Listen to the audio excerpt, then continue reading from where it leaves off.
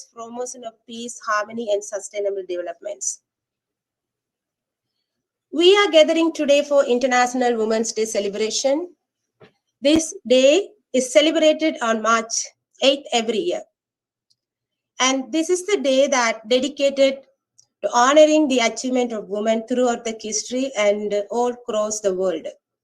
This day is for women from all different backgrounds and cultures to be brought together to stand for gender parity and women's rights. Women should be thankful for Clara Zetkin, who came up with this idea of the International Women's Day, and the women started to stand for their rights. As a result of this day, we see many women from different fields who are shining and many women enjoying their right to vote. At the same time, there are so many women who are facing challenges and are denied their basic rights.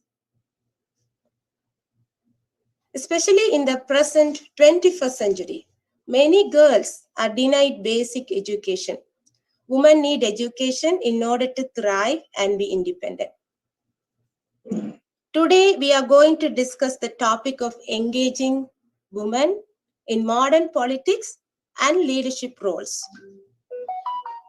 We have amazing women leaders present from different countries and fields who are here to engage this topic.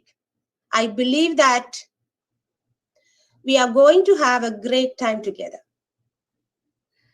First, the guest speakers from around the world will present. Then after their presentation, we will have our panel discussion. We have wonderful panelists and moderator today and engage this topic. I now invite our President, His Excellency John Nana Yo-Ogchre, to deliver the welcome speech. Thank you, President. Thank you, Raji. Thank you so much for giving me this wonderful opportunity to present, to welcome our honorable panelists and guest speakers. Thank you so much. My colleague hosts, honorable panelists, respectable speakers, distinguished ladies and gentlemen, our moderator, media personnel, or protocol observers.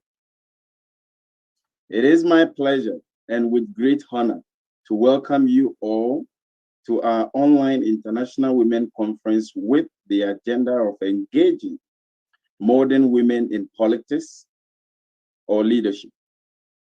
The conference is jointly organized by the United Nations Economic and Social Council Organization Alliance Creative Community Project and the National Educational Trust,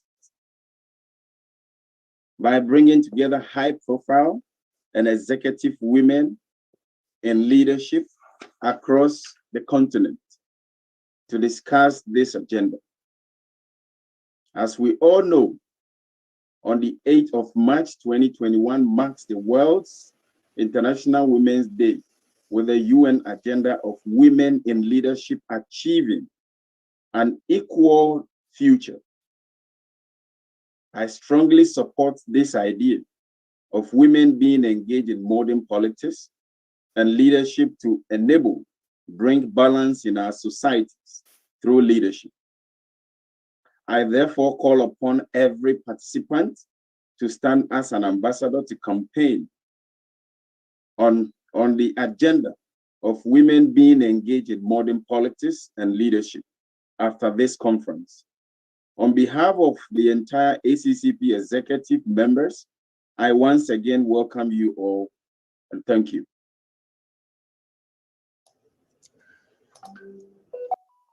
Thank you, President, for your wonderful remarks. Now, I would like to invite our distinguished honorable guest speakers. You will be given 3 minutes for your presentation. It will be much appreciated if you all can respect the time frame. Thank you. First, I would like to invite Dr. Chandrika Subramaniam, Solicitor and Barrister of the Supreme Court of New South Wales and High Court of Australia. She is an author, writer, and holds many achievements. She has presented more than 100 research papers on various topics and wrote 35 books in both Tamil and English. She is also honored with many awards for her amazing services. Let's welcome Dr. Chandrika Subramaniam to the floor now.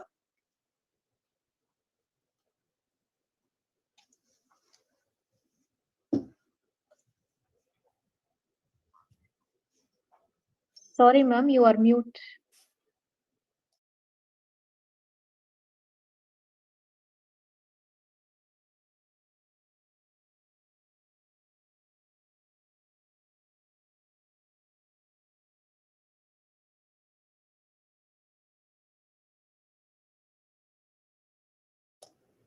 Dr. Chandrika?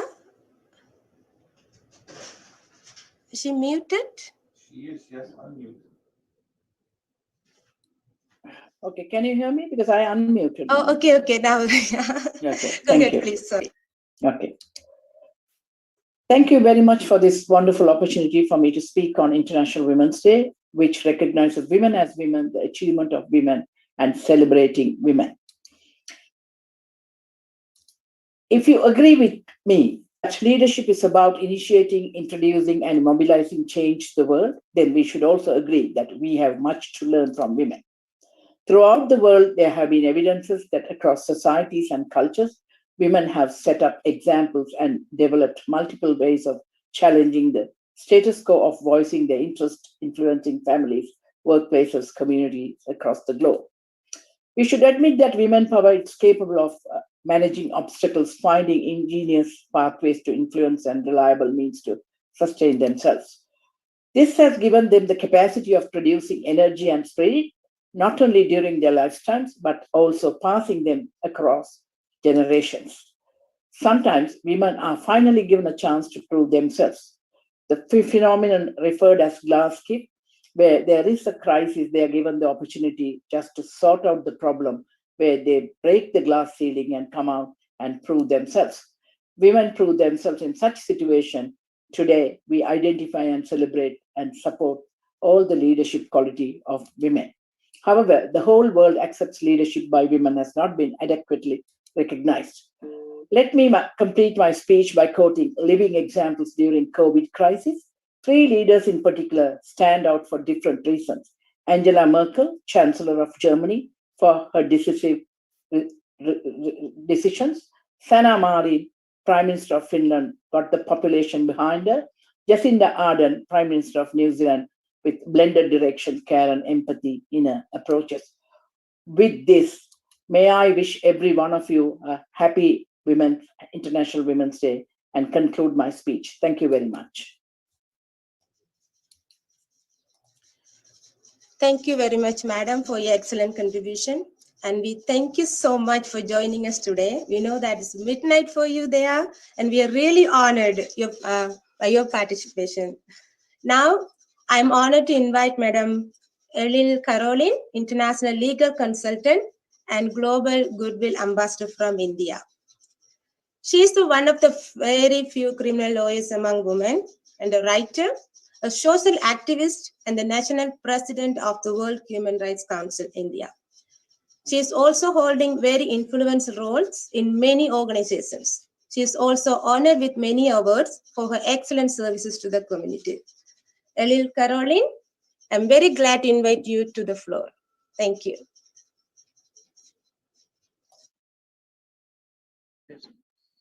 Thank you, Raji. Hello, everyone. I would like to thank ACCP organizers for inviting me to this International Day conference, and I am honored to be part of this elite team to create community project. It's my pleasure to be part of this wonderful event to discuss and put forth my views on engaging women in modern politics. I could not have asked for a better timing than this, since we are a few weeks away from electing out next government in the modern progressive state in India, Tamil Nadu. I would like to be thankful to social organizations like ACCP, which has made a difference in my life and enabled me to play multiple roles. I am an international legal consultant running office in India and in UAE, a global goodwill ambassador, a state president of BICI, Legal Awareness Council, and Deputy General Secretary of BCK, a political party led by Dr. Tol Thirumavalavan in India. Bringing in diversity is a major challenge for us in all the fields, especially in the field of politics. Women engagement is a major challenge where constantly pressurized by deeply ingrained male-dominant society. Even if the women express the talent, it is again overshadowed by gender bias.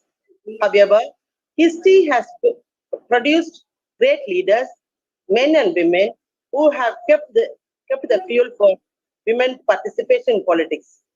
We can name a few personalities like Srimati Indira Gandhi, Mamata Banerjee, and Dr. J. Jayalalitha. Srimati Indira Gandhi was the first and to date the only Prime Minister of India. It is imperative to fulfill the 33% reservation for women in Parliament and Legislative Assembly if we are serious about an equal society. In spite of the claim by all political parties for a 33% reservation for women in Parliament, not even a single political party has implemented the rule within their own parties. This clearly shows the hypocrisy of the male-dominant society and political parties in India. It's only women who can help themselves to come up and shine in politics, since the passage to political success will have many hurdles like male dominance, insults, humiliations, and non-cooperation from our own society to overcome. Let's help each other and make the dream come into reality. Thank you all. Have a great International Women's Day. Greetings. Thank you. Thank you so much, Madam, for your wonderful remarks and your participation with us. Next, I am proud to invite Sainam Shekhani Mohammed, who the representative of the Syrian Democratic Council mission in the United States. Ms. Mohammed has also served as a member of the Kurdish High Commission that later became the Autonomous Administration of North and East Syria, which serves today as the governing authority in northern and eastern Syria. Ms. Mohammed has been a leading advocate for women's rights in Syria for more than 2 decades, and she was twice nominated to run the parliament in Syria. Let's welcome Saino Mohammed now to this floor. Thank you. Thank you so much. Thank you. Good morning, everyone. And I would like to congratulate all the women in all over the world on this day. As we believe that quite simply that society will never be free without the liberation of women. Our fight against the Middle East most brutal terrorists and dictators would have meant nothing if we did not also fight the oppression women everywhere face in all areas of their lives. Women and men in Syria had fought side by side in our struggle, but we also have created a system that exists nowhere else in the world or in Syria. Autonomous women army with its own separate commander structure. Today, people everywhere recognize that women from north of Syria played a leading role in defeat of ISIS. Behind the front lines, women in our region stepped up to lead in every civil institution we created there, from the local assemblies in their neighborhood to the highest level of the international diplomacy. And for each mixed gender institution that existed, we created a parallel women institution whose member could focus specifically on the women issues and had rights to ensure that men did not get to make decisions on their behalf. We are proud to have the strongest legal protection for women in all of Syria. Unlike many oppressive regimes in our region, we do not believe that the law should discriminate on the basis of gender. All the rights and freedom we guarantee for our people. This is a clear evidence that our model works. The level of the women representation at all levels of the government in north of Syria in our autonomous administration, higher than any other place in Syria. These women have real power to implement policies that reflect their interests. I would like to talk about, just mention the women in Afrin, my city, which has been occupied by Turkey since 2018, and the groups who are backed by Turkey, who are very radical groups. Women there, they are under brutal attacks, kidnapping, killing, raping, and nobody talk about that. So for that, I call on the United Nations to have the International Independent Committee to investigate about all these war crimes happening for the women in Afrin, my city. I can't have here time to mention all the cases, but we have names and numbers of women who has been disappeared. Women in North and East Syria will never stop working to ensure that their vision that they lived and they died and they fought for can become a reality. This International Women's Day, we will celebrate nearly 10 years of resistance and success that no enemy could destroy. We will continue to build our women revolution and hope that we can be a model for the women inclusion in the future of Syria. And for that, we would like to ask that women should be at the table of the negotiation and peace talk of Syria. Always women be excluded. When we see that all the international conferences for the peace talk, majority they are men. And for that, we want to see that women should be at this table of the peace talk and the leadership, and that women deserve to bring peace to all the world. Never we have seen a woman as a war maker. Our women in all over the world, they are a peacemaker. Thank you so much. Thank you so much. Thank you so much for your meaningful presentation. Thank you. I just want to know, Mrs. Samila is here, Samila Nagarajan.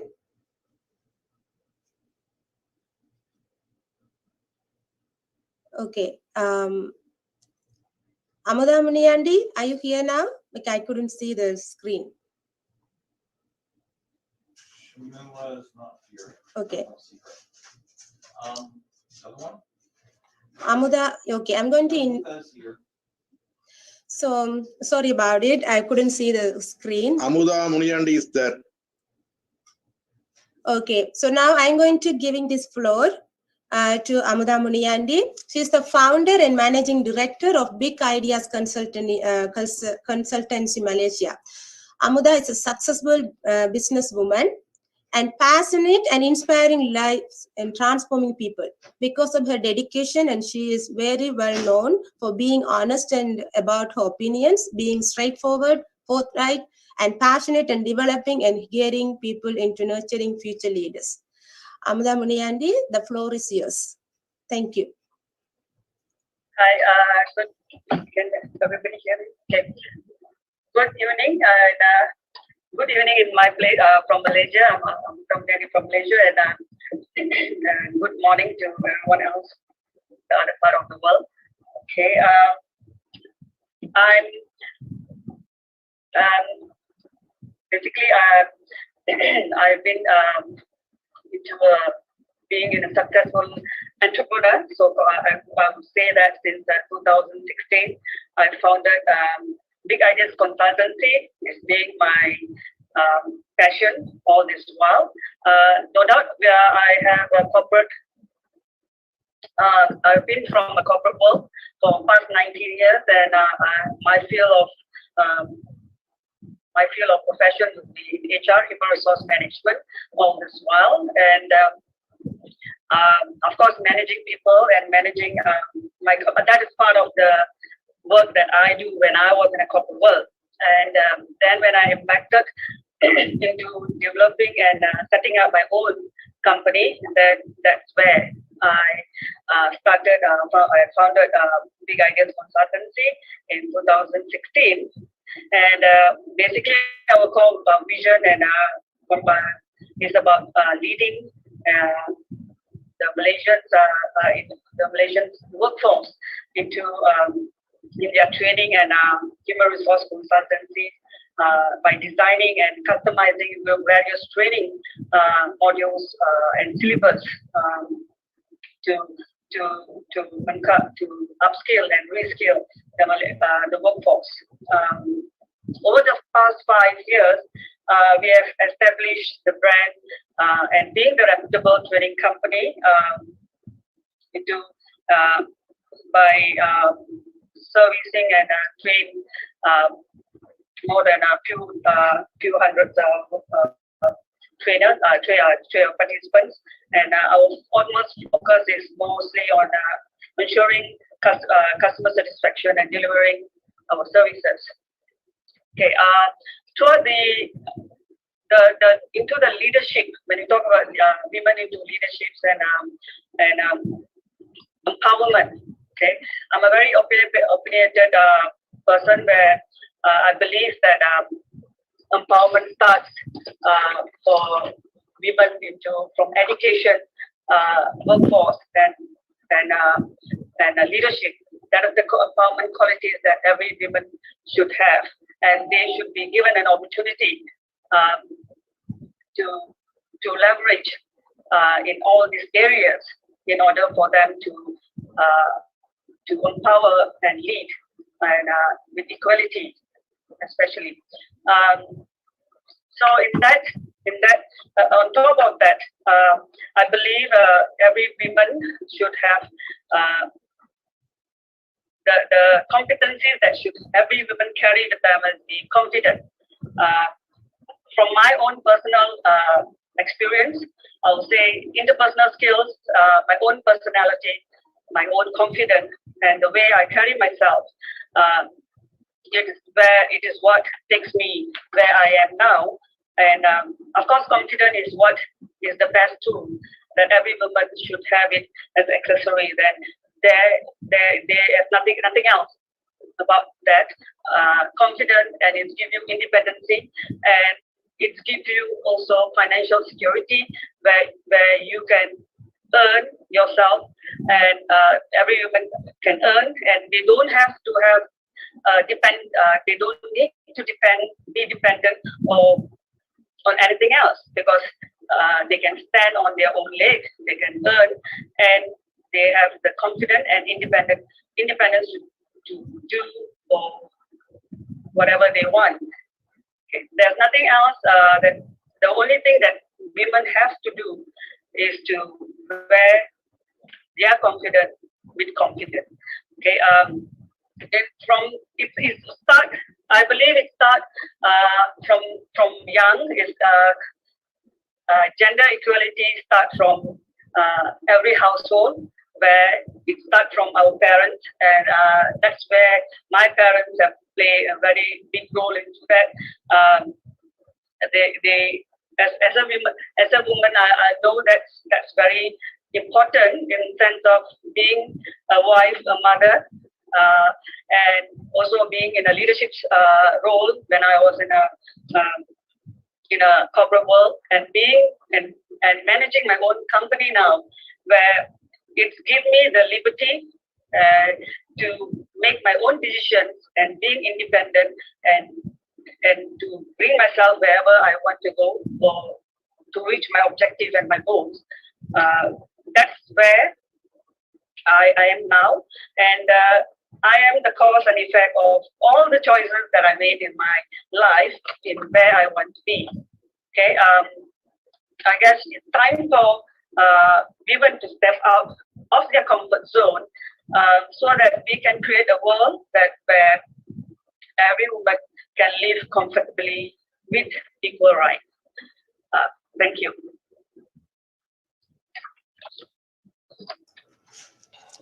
Thank you so much, Madam Amuda, for your delightful speech. We appreciate it.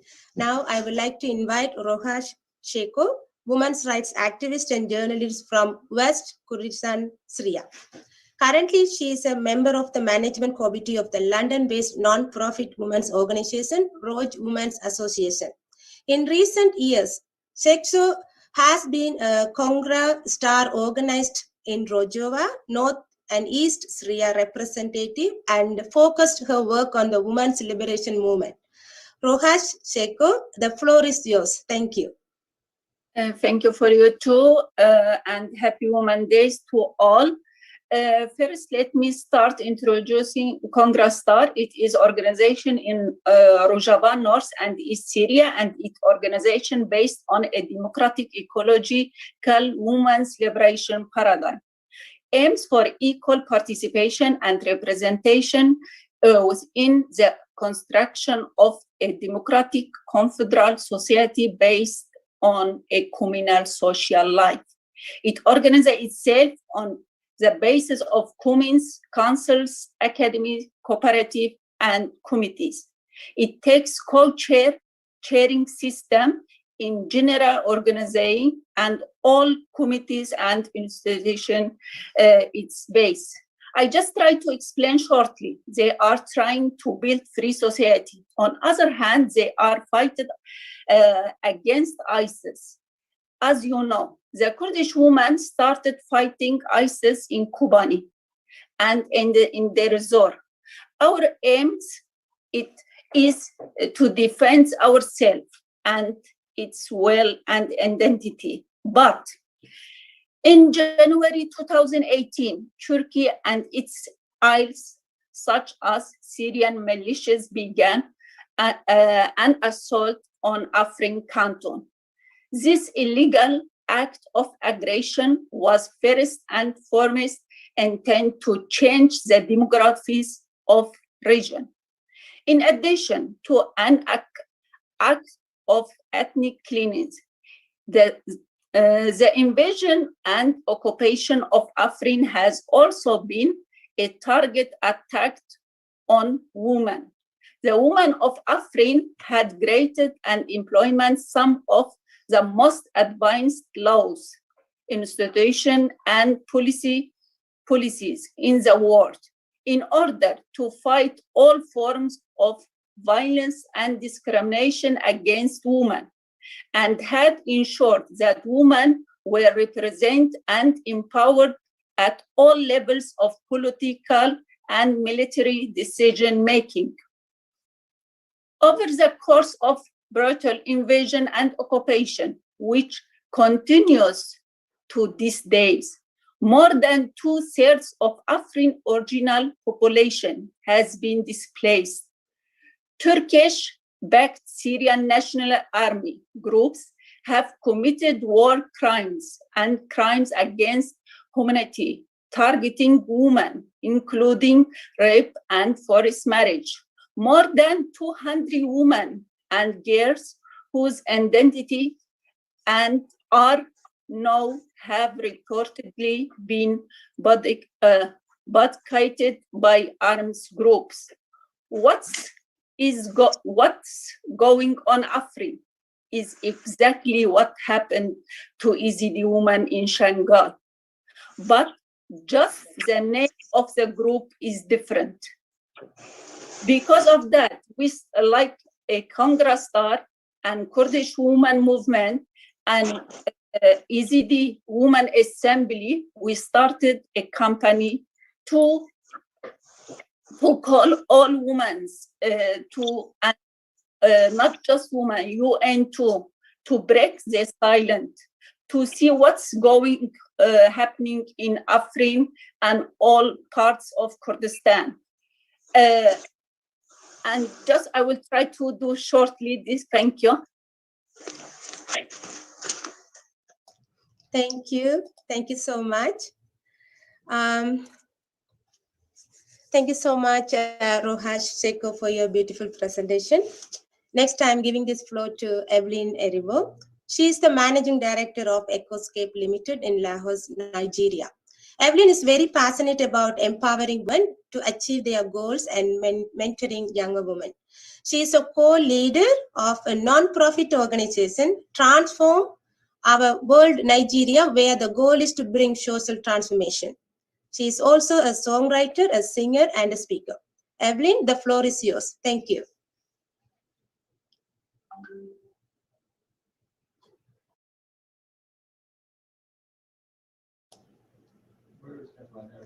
Yeah. Is Evelyn is unmuted? No, she's not. Evelyn, please unmute your mic. Oh, yes, thank you. That's okay. Thank Yes, you. good afternoon, everyone. Thank you to the organizers for having me on this platform. I'm joining in from Lagos, Nigeria. And thanks to all the wonderful speakers so far for sharing from your wealth of experience. I will also be speaking about engaging women in modern politics and leadership. The roles of women in politics and leadership have increased over the years. From becoming a country's president, like Germany and Estonia, Director Generals, I'll reference the recent appointment of the Nigerian Dr.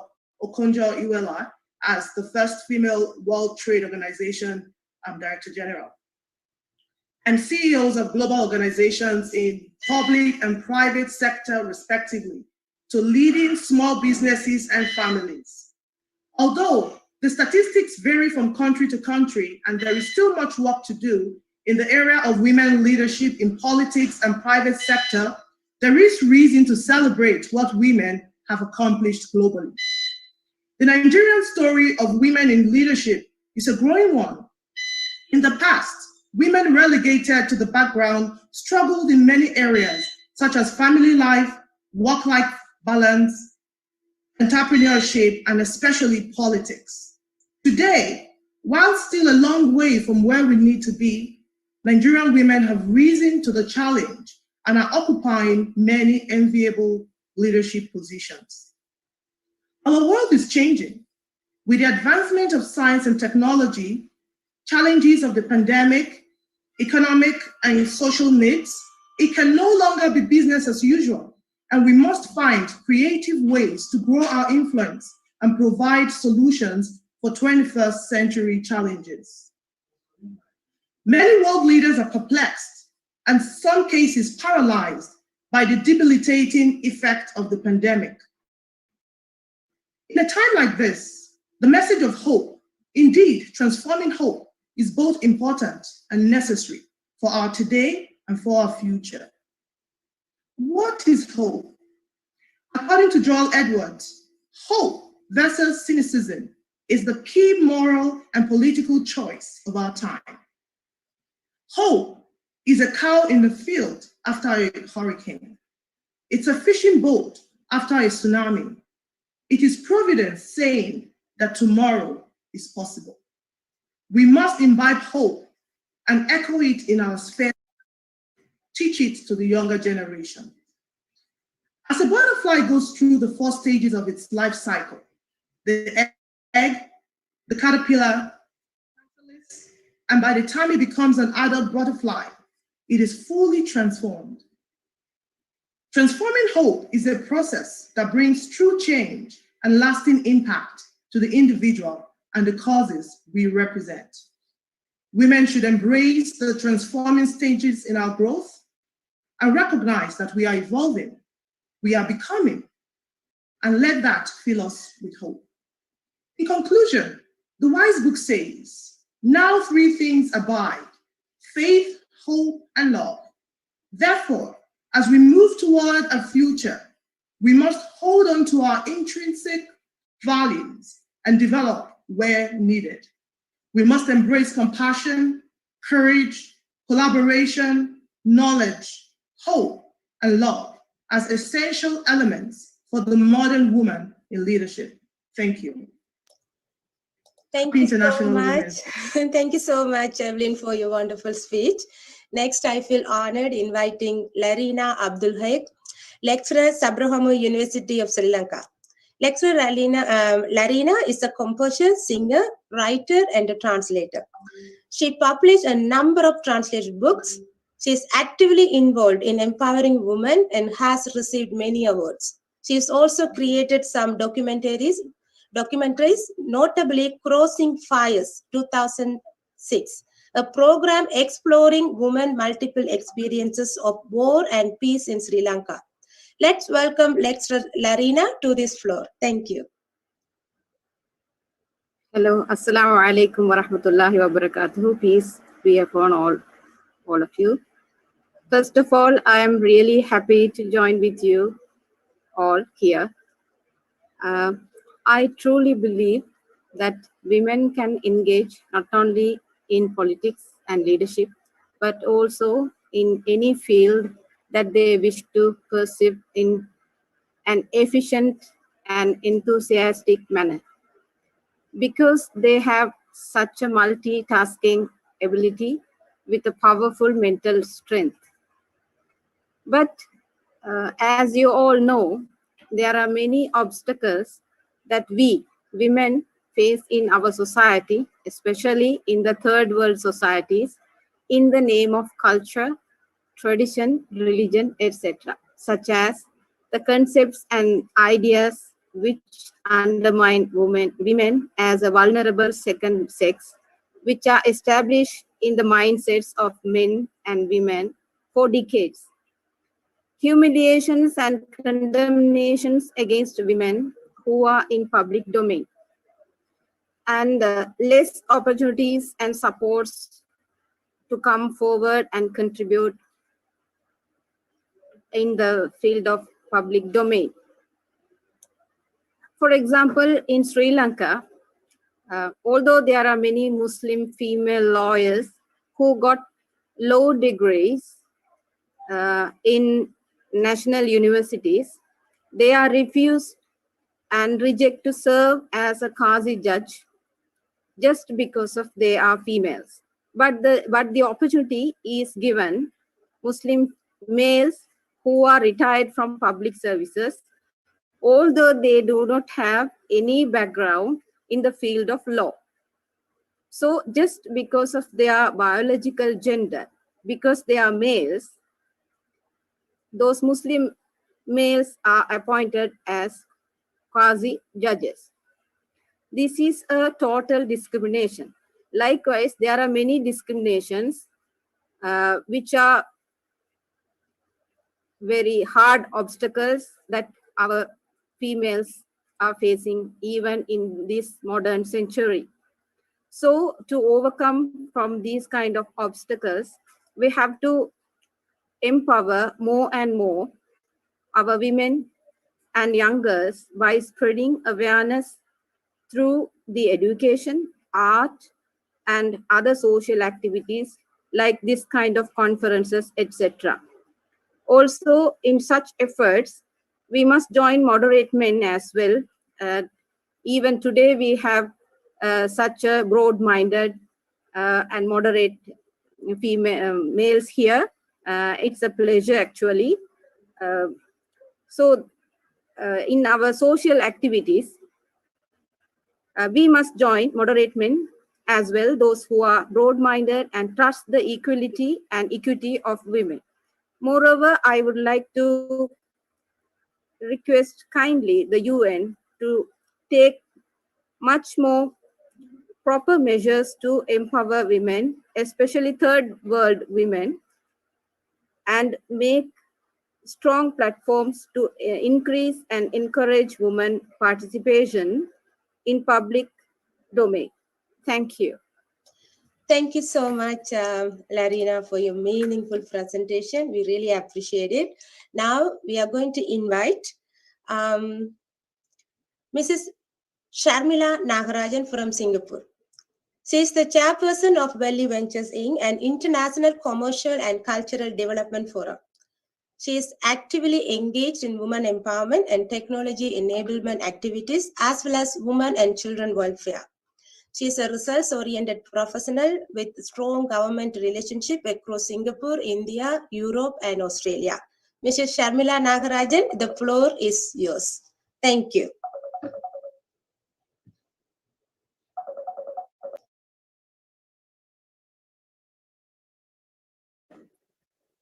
Good evening, everybody. Can you hear me? Yes, A very nice wave on that. yes, Yes, we can. Yeah. Thank you very much for, first and foremost, thank you very much for inviting me to speak in this event. And it has been clearly told when I got the invite, Sister Raji clearly informed that, okay, this is a time slot and this is the word, this is what we want to hear from you. So based on that, first and foremost, I thank you all the men who helped me to be here on the stage today. Thank you very much. I congratulate all the women who are in this forum to have a wonderful Women's International Day. Celebrated well for your achievements. So in women's, in this, especially in this forum, the topic given is empowering women empowerment in politics and leadership. There are so many areas where women empowerment have been taken, and this forum have taken a different segment of politics. And it is really interesting and good to know that a lot of women are interested to know more about, to talk more about, to take the lead more about, to be in politics or to get active in politics. So gender equality underpins all of World Vision's work. And there are many great activities you can get involved in to support the rights of women in developing countries. So how can you empower a woman? Standing within and investing in women is an important start. From workplaces and schools to homes and communities, wherever a woman needs a support, in any kind of a support, provide them that support. Help them to improvise, help them to vision what they want to achieve and guide them. So as when women are living safe, fulfilled and productive lives, they can reach their full potential, contributing their skills to the workforce and can raise happier and healthier children, which makes a good and happy, healthy environment. They are also able to help fuel sustainable economics and benefit societies and humanity at large. To achieve all this, education is a key element which a woman needs, a girl needs. Try to give an education to a needy girl in whichever area, whichever country the help is needed. And when women and girls are supported, they gain opportunities to speak up for their rights and also to advocate for their communities. This is how they will be motivated to come into politics. When we say women need to be empowered in politics, what needs to be done to empower to be in politics? Apart from bringing them up into politics or being experienced women in politics, guide them, support them, and any areas. And one of the areas, social media coverage and media coverage, wherever a woman is hesitant or shied away to bring up herself on the stage, help them to be on the stage. For me to be on the stage today, my sincere thanks goes to my brother, beloved brother, Mr. Mohideen, and who's the reason for this conference and who had asked me to participate in this event to speak up some of my objectives or some of my learnings in this conference, which I have shared. Try to help a girl, woman, ladies in whatever form you can help for her to come up in this society, prove her talent. And when it comes to politics, when it comes to finance, when it comes to career, without men's support as women, we won't be able to achieve. So thank the men. And as I always say, your network, your community is your strength. Okay. With that strength, improvise. Thank you very much for the opportunity. Thank you very much for your meaningful contribution, Shamila. Next, I shall call upon Reverend Paulina Wilberforce, International Coordinator of Alliance Creative Community Project Ghana. She is active in social work and very dedicated woman. She contributes to empowering young ones and mentoring them into great leadership roles. Reverend Paulina, the floor is yours. Thank you. Her mic is muted. Paulina, please unmute your mic. Hello, can you hear me now, please? Yes, we can hear you. Thank you. Yeah, thank you very much. I'm greatly honored to be part of this International Women Conference on the topic of engaging women in modern politics and leadership. Women in government or political leadership refers to the history, demographics, and participation of women in public offices.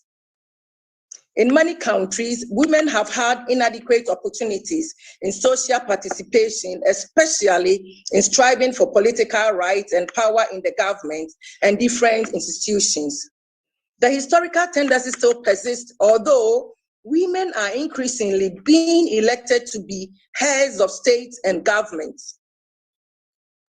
On the globe, we have Angela Merkel, Chancellor of Germany, Sheikh Hasina, Prime Minister of Bangladesh, Mette Frederiksen, Prime Minister of Denmark, Sanna Marin, Prime Minister of Finland, just to mention a few.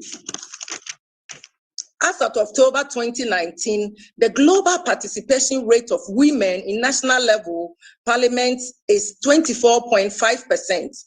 In 2013, women accounted for 8% of all national leaders and 2% of all presidential posts. Women may face a number of challenges that affect their ability to engage in political life and become political leaders. Like Aung San Suu Kyi of Burma is currently experiencing very stormy times, having been ousted from politically elected office. Several countries are exploring measures that may increase women participation in government at all levels, from the local to national. In Ghana, for example, women in parliament are 13.5%, according to a 2017 statistics, whilst present total parliamentarians stand at 275, meaning the women representation is about 37 women. Even though women have much less access to resources than men in Ghana do, there has come a rise in women interest into the once men-dominated territory of politics and general societal leadership. In Ghana, most recent presidential and parliamentary elections held in December 2020, the largest opposition party, National Democratic Congress, NDC, a woman professional, a woman, Professor Nana Jane Opoku Ajiman, who was a vice chancellor of one of Ghana's foremost tertiary institutions, University of Cape Coast, became the vice presidential candidate. To this end, we in Ghana in particular are witnessing a rising, changing in the trend where women are taking the bull by the horn and engaging in too-much politics. Thank you very much. I want to thank each and every one of you on this program. Thank you. Thank you very much. Thank you very much, Reverend Paulina, for your pleasant presentation. Next, let's welcome Dr. Sri Rohini, TRG Head and Head of Indian Socio-Economic Cultural Association from United Arab Emirates. She is also a world Tamil researcher, writer, a speaker, and participated in many conferences. She received a number of awards for her achievement. She has also contributed towards global level development for human society in a broader sense. Dr. Rohini, the floor is yours. Thank you. Thank you, Raji, for the nice intro. Thank you. Assalamu alaikum wa rahmatullah wa barakatuh, dear colleagues, panelists, and my dear speakers. Happy to see you all people who are joining here from across the world. Good day, because some people have good morning and good afternoon and good evening. So it may be good day and happy Women's Day to one and all here. Thank you all for your commitment, enthusiasm, and determination to make a difference for women. And thank you especially to ACCP, Raji, and National Educational Trust, Dr. Muhyiddin, for this International Women Conference hosting today's event. Let's celebrate this Women's Day. Celebrating Women's Day will be in the one day? No, never it will be. We to be celebrated every day, right? We are doing many more activities. and it to be honored on one day. Yeah, it's pleasure. Women's Day clutches a great significance and it becoming a custom year after year. Moreover, the celebration is a sign of appreciation, respect, love, and care. All the legendaries are said about their countries and how to engage women in politics and leadership. I'm here to say about in UAE. UAE is a United Arab Emirates. It's a southeast end of the Arabian Peninsula. So here it will be a 7 Emirates is joined. So United Arab Emirates is an example of rapid and successful development story, which you can see in the terms of infrastructure, economy, country, all progress behind the backside of the women. The UAE's achievement is perhaps best typified in the evolution and growing prominence of Emirati women as well as the non-Emirati women partners and contributors in this remarkable national production. You see here, women will be account of percentage 49.3% of the national population according to the census. Is here it is the forefront of the workforce in UAE, both the government and as the growing sector. Because here all the His Highness, we will say, they are empowering women and provide them with equal opportunity. The status of women within the UAE has flourished in parallel country growth since the federation was established from 1971, and we are proud to be here because the Ministry of State, Federational National Council Affair challenges associated with the women's progress. They want first the preference to the women's progress because the UAE country is the role model for the women's, how they are the backbone of the family is same that the social structure of UAE. So ongoing society and dynamic modern, this has been taken place every day over the last 36 years. If we see the commitment and enthusiasm means in UAE at 2007 United Nations Development Program Millennium Development Goals, we have targeted many areas where the women are behind in their education or cornerstones of any successful society. So how we can achieve that to make that financiers must be challenged into women's NGOs and measures for the women's participation in economical rights. Am I right? Yes. Women's active status and achievements are a product of far-sighted policies. Many are there.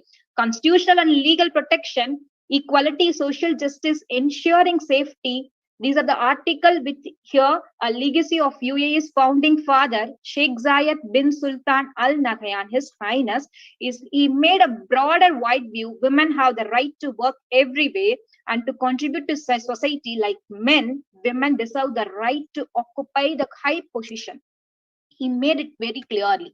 And after political participation, if you see, Dr. Amal was the first woman in UAE history to win a seat in Abu Dhabi Electoral College.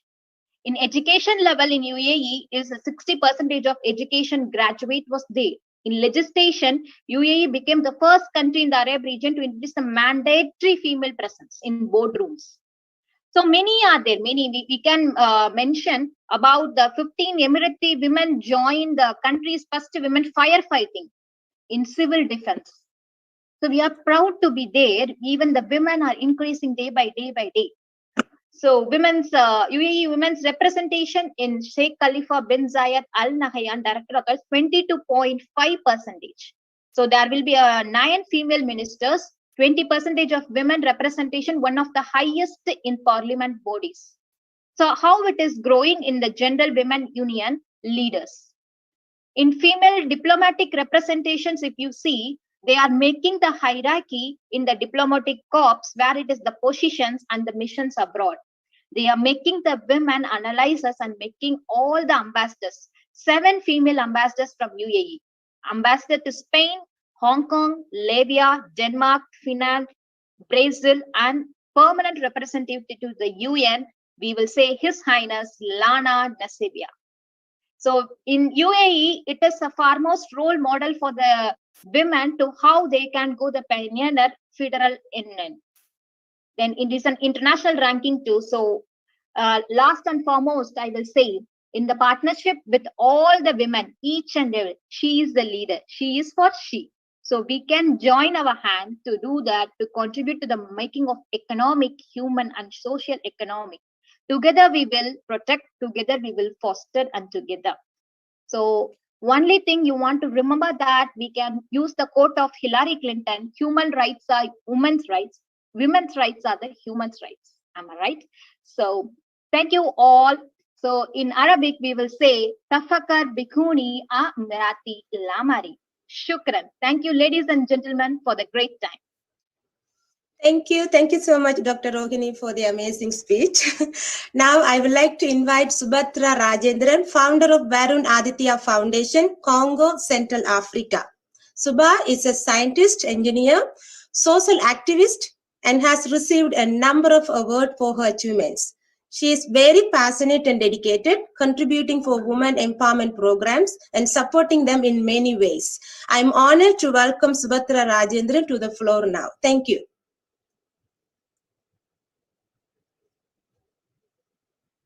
Subhatra, your mic is unmuted. Please unmute your mic. We couldn't hear you.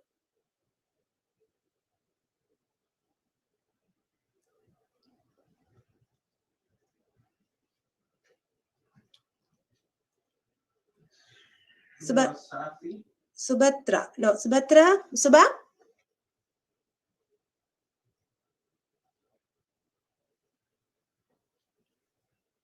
Okay. Maybe we will move to the next one. So she's here, but I think her mic is unmuted. Okay, so now we have a video message from Dr. Swati Vijay Kulkarni, Consulate General of India, Atlanta, USA. Due to circumstances beyond her control, she was unable to join us today, though she kindly sent us her video. I'm going to share her video now.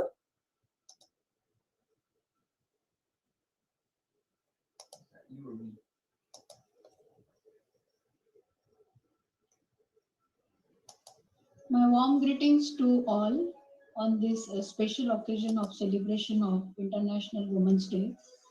Over the years, Government of India has enacted laws, policies, plans and programs aimed at women advancement. As a result, we have seen women at high positions, high offices. Women have made name for themselves in diverse fields, from politics to education, from sports to media. You name it, and they are there. As we have seen women in politics, women president, prime minister, speaker of Lok Sabha, and so on, we have also seen women scientists, professionals, civil servants, and hard-working women laborers. We also have seen women in professions which society never thought women can shine. That is in professions like police, armed forces, pilots, and many more such areas. All these women are an inspiration to all of us.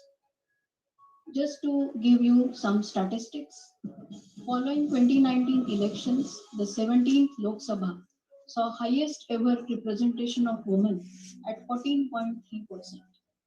At Panchayat level, or what we call local level or a grassroots level, women representatives are at 46% of total representatives. Female student enrollment ratio has shown steady increase from 48% girls to 52% boys. 30% of women scientists were part of second historic lunar mission when India headed to moon. However, still we have miles to go. I firmly and sincerely believe that education is key for women empowerment. Education will give much needed confidence. It will give them employable skills. Employment will give financial independence. And it will make them play a proactive role in changing certain societal norms and traditions. It will make them stronger to face challenges, to take up certain challenges. So on this important day, let us recognize contribution made by women in diverse fields, and let us take a pledge to educate them, encourage them to realize their dreams and passions so they can optimize their potential, to nurture their capabilities and protect their rights, to involve them at decision making, and to promote them at leadership positions. I salute all women because they believe in what they do, they are hardworking, and most significantly, they are the force that drives the world. So let us make a collective effort to achieve gender parity for better tomorrow. Happy Women's Day. My felicitations to all once again. Thank you. Jai Hind.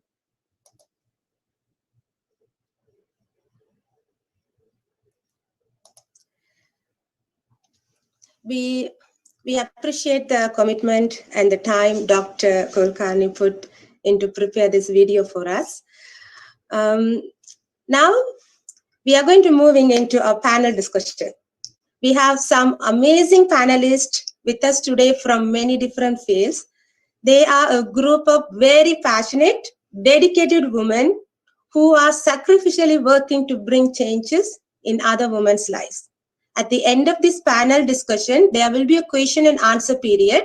You can post your questions on the chat. We will choose 3 or 4 questions from there.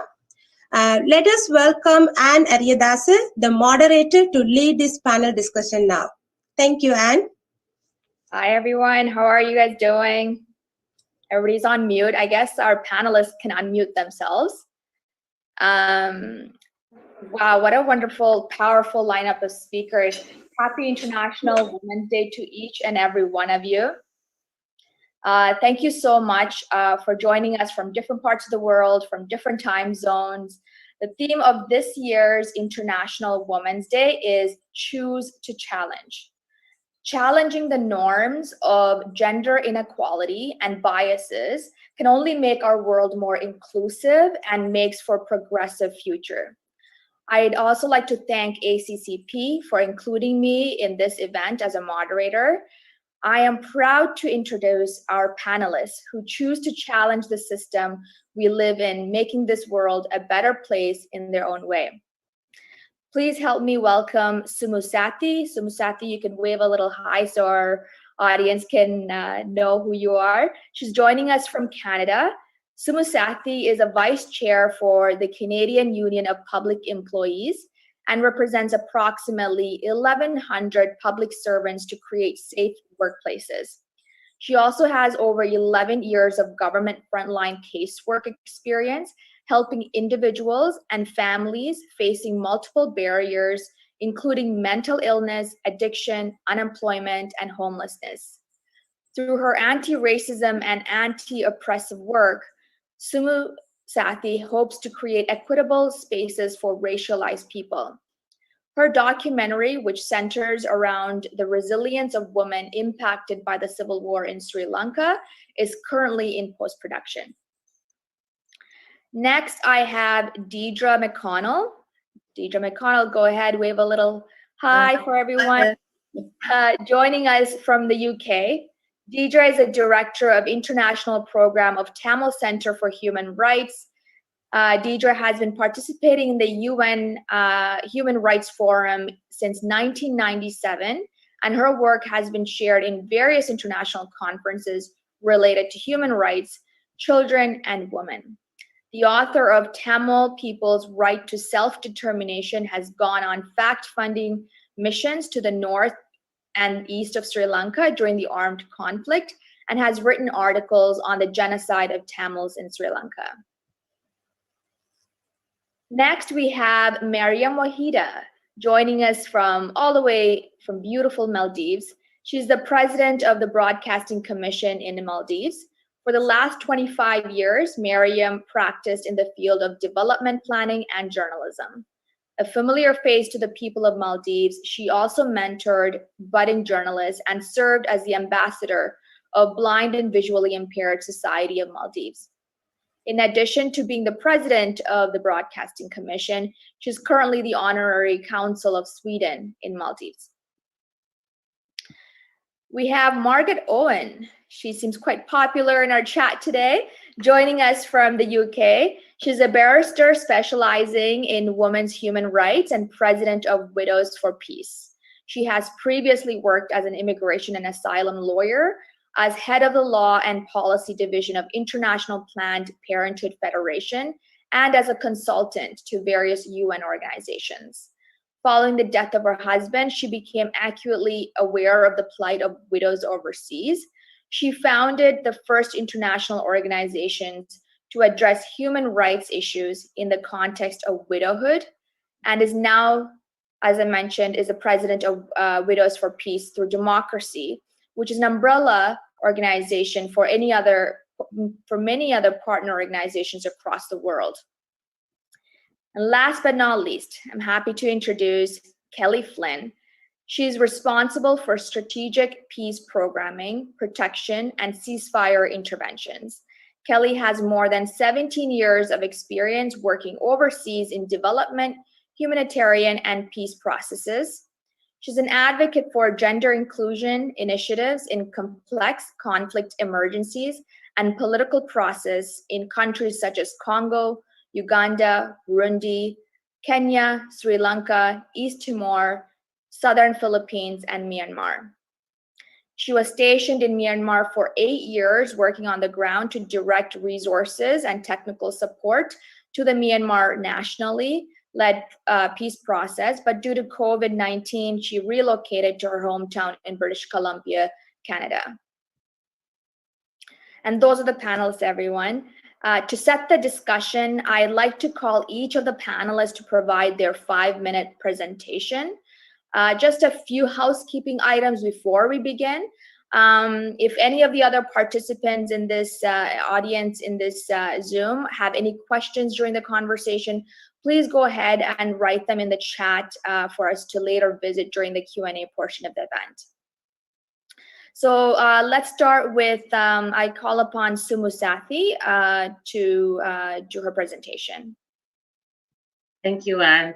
Thank you so much for having me here. I am so honored to be among such amazing women. I just feel so emotional just to hear everybody's stories and to listen to everybody's journeys. And I feel like I'm in very such early ages in activism among such, I would say seasoned activists here. So my name is Sumu Sathi. I am here in Canada, but I am child of refugees from Sri Lanka who have been settled here for 25 years right now. And thank you to all the women activists and advocates who have fought decades so I have a voice today. As a woman of color, I do fight racism and sexism in my life because I live in North America. I continue to unlearn things taught to me through patriarchy and colonization in my journey. So I am part of few systems, but I will speak about my journey in the labor movement system in Canada for today. I entered an executive leadership table that was all white and 90% white men. People were expecting me to work within the system when I entered that space. However, I was there to dismantle the system because most of the pretty much the systems that we enter are colonial systems, and they are our patriarchal systems, which are not which doesn't work in our favor. So we as women of color cannot enter a colonial system and thrive in there because we will continue to face systemic racism and sexism in those spaces. So the only way to thrive is by challenging it so it gets dismantled and becomes more inclusive. I didn't do this alone. I am a leader who was elected to represent women, people of color, and anyone who was oppressed in that system. They elected me so that at the end of the day, there is pretty much no me without them. It's a collective effort. I continue to build those relationships with the members and foster them because I do need them to guide me on the days that I need some direction, or as leaders, we can't be strong every single day. There are days that when we feel human. When we are asking women of color to engage in politics and leadership positions, we have to be also mindful that they don't end up being tokens or placed in a system that is built to work against them. We as people or communities need to support them to crack that ceiling. It is a collective effort. I had to also practice patience and strategies to lead in front of people who were waiting for me to fail. There were many that wanted the seat vacant instead of me taking that seat. People who were triggered by seeing that I was a woman or a woman of color. Many cruel things were said to me in large public settings, which not only upset me, but many others. So I had to figure out how to recover and heal so I can lead my members. I'm not sure if I have healed completely, but it is an everyday aspect or component in my life. Union environments are highly political. The system I belong to is going from a right-wing political space to a left-wing political space. It is also going from a patriarchal model to more of an equitable space. The transformation continues to be uncomfortable for many people. A large number of members are starting to embrace it, but a small group is resisting. As an elected leader, it is my responsibility to help my members navigate these hard times, especially during a pandemic. We are building a union in COVID times virtually. Next Wednesday, I will be nominated to run for the chair position of this union. If I win, I will be responsible for 3,700 members and for the entire unit that belongs to a 6,000 members local. The system was under the governance of a white man for 20 years until I announced that I will be running for a chair against that person.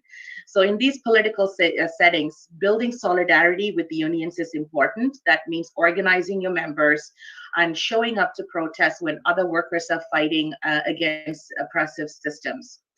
Union spaces were not open to people of color for decades. Therefore, decolonization work is important for women of color who are entering these spaces. This year's theme for Women's Day is Choose to Challenge. So I ask that we continue to challenge individuals when they're complicit to any discriminatory practices, and we continue to challenge systems that are contributing to oppression. Thank you. Thank you so much, Sumusakthi, for that insightful and very honest and revealing speech. Let's move on to Deidre McConnell. Hi there. Oh my. Hi, Deidre. Hi, my screen has just gone. The floor is yours. Right there. Can you see me? Okay. Yes, we can. Yeah. Oh, it's great to be here. Thank you so much for inviting me to speak. It's a great honor. Thank you to ACCP, to you, Anna, to Raji, and to everybody here. It's great to be here. I want to just say a couple of things. One on women and our self-determination of individuals, and then on collective right to self-determination. So as individuals, we draw our strength and inspiration from our own wells, spiritual, emotional, intellectual, and those of our communities. And we've been hearing so much already about everybody's individual strengths. We're all different, and that's a reason for celebration and growth, nurturing ourselves and each other and looking outwards. I'm often very inspired by the poet Audre Lorde. We gain from each other in the knowledge that our real power is rediscovered in solidarity amongst us. So I feel today is very much celebrating in that. And I see somebody's banner which says we create more leaders, not creating followers. I just think that's wonderful. So as women, we open our eyes to living conditions, poverty, injustice around us, find our voice, and we turn our sadness, anger, and frustration into anger. We've seen the vote, people have been talking about the vote from New Zealand in 1873, right through to Saudi Arabia in 2015, and political leadership of nations, already been referred to in several different countries. I'd like to also mention the global human rights leadership of Mary Robinson, former President of Ireland, and Louise Arbour, Navneet Pillay, and now Michelle Bachelet, former President of Chile. And these are wonderful women who are presenting and really pushing forward human rights for all, children, women, everybody. Now, to say a little bit about my personal experience, I witnessed the situation of the Tamils in Sri Lanka, as Anna has suggested in the introduction. Encountering the reality of genocide, violence against women, rape as a weapon of war, the situation of war widows, and the systematic oppression that I saw with my own eyes really confronted me as a British woman in terms of identity. How do we work to produce change? All the things that Sumusakthi was just saying as well are very meaningful to me in terms of our differences work together and fight and tackle and dismantle injustice. So I met Tamil women at every level of the collective struggle, socially, culturally, politically, legally. Women have contributed as commanders, generals as well, and as soldiers too in the liberation movement with massive courage, dedication, and bravery. The story of the Tamil women, of course, we know there was a difference in 2009. We'll just come on to that in a minute. But during the time of the height of the struggle, and in the North and East, what I saw with my own eyes, the equality of the situation of women, the dismissing of the situation of dowry for women, and the promotion of equality and leadership and for skills with women was phenomenal. And this is really, really important. So I've written on this and I've spoken to the UN a number of times, and I'm very passionate about this because it's sometimes seen, well, it's definitely seen by the international community in more of a just light now in terms of the reality of the genocide, the need for accountability of the Sri Lankan government for its war crimes, its crimes against humanity, the slaughter in 2009 of near on 100,000 people. This is a very slow process of bringing it to courts, but the international community, the UN, must make a stand, the member states must make a stand.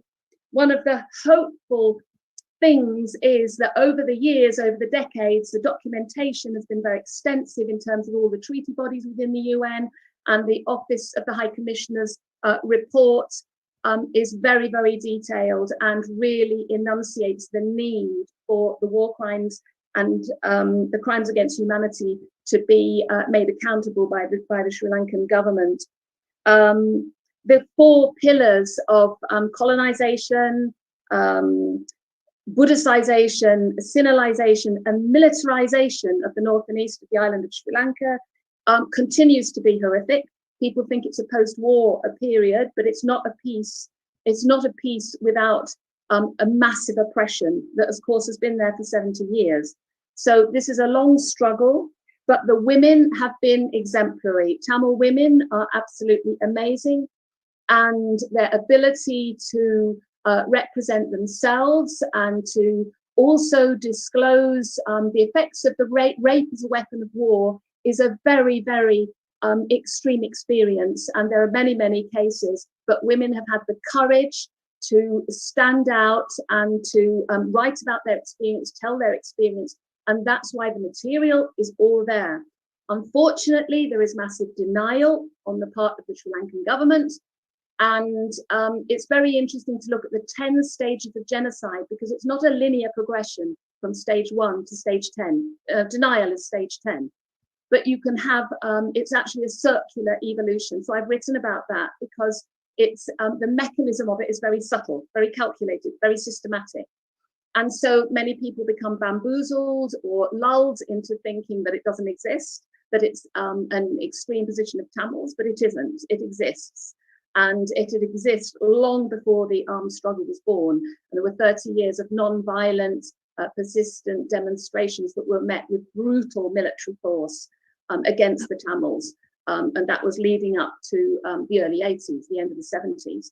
So it's a long history, and I feel absolutely privileged, absolutely blessed to have known all sectors of the Tamil community, especially the women, and to have been part of that struggle, that part of that attempt to voice and to bring to the international community this reality. We still have to work. There continue to be the oppression, but there is the documentation and there is the will. But the problem with the UN is it's a club of over 190 states. So you need a massive you need a lot of countries to tip the balance in order for there to be really meaningful action and resolutions and so on. Some countries are doing what they can. And I'll stop there. I hope I haven't gone over my 5 minutes. Sorry. That's okay. Thank you so much. Thank you. Thank you for that wonderful insight. We're moving on to Mariam Wahida.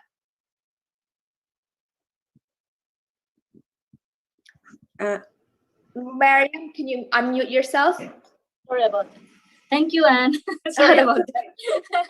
Mariam, go ahead. Very humbled by your introduction. Bismillahirrahmanirrahim. Assalamu alaikum and good evening from the lowest lying country in the world. I'm sure you must have heard about the Maldives. You always hear about the beaches and, it's around 7:22 here. Of course, it's a very geographically beautiful country, but today we are talking about women. So we also have the same issues, what we are discussing. And I'm so humbled and privileged to meet such experienced and such distinguished women on this panel from young to all ages. Thank you very much for inviting me, Raji. And Alliance Creative Community Project, thank you very much indeed for having me on the panel, because, this time is not easy. I wish I was meeting all of you all, face to face, we could shake hands and say hello, but, it's a difficult time. Hopefully we pass this and one fine day we get to meet. Well, Maldives is a male-dominant country, especially if you look in the past. But then I can also say that Maldivian women are enterprising and active. Since we have the tourism industry and the fishing industry is our second, so women are always actively engaged in these industries. So women thrive to, be in the decision-making levels and come and rule out in the country. But then the past 10 years have shown a little bit of difference, I would say, because we see women leading in the judiciary, women leading in media, women leading in politics, but it's a very small percentage. I think in the world, we are, like, when it comes to decision-making levels, we are around like 136, 154. So for me, it's not good. I started as a journalist long time ago. And then when I was a television journalist, of course, reporting live, and very few women were there. But then I was always very enthusiastic, not to be on television, but of course, reporting about people. And I was thinking it's so important for women to be in media because they bring out the stories from the home. So when the tsunami hit, I got a very good opportunity to move around the country and bring the stories of women, children, and how affected. I even traveled to Galle in Sri Lanka, where I met a lot of women and children, and of course, men who have been supporting us all the time. So for me, I thought that journalism thing, I was only 18 years old, and then I thought I was a student. It was so important for women to be in this field, to bring out our stories. So that was for me, my inspiration to be in the field. So I was like doing TV a lot, and then I went and did my education and came back, and then still I part-time in television.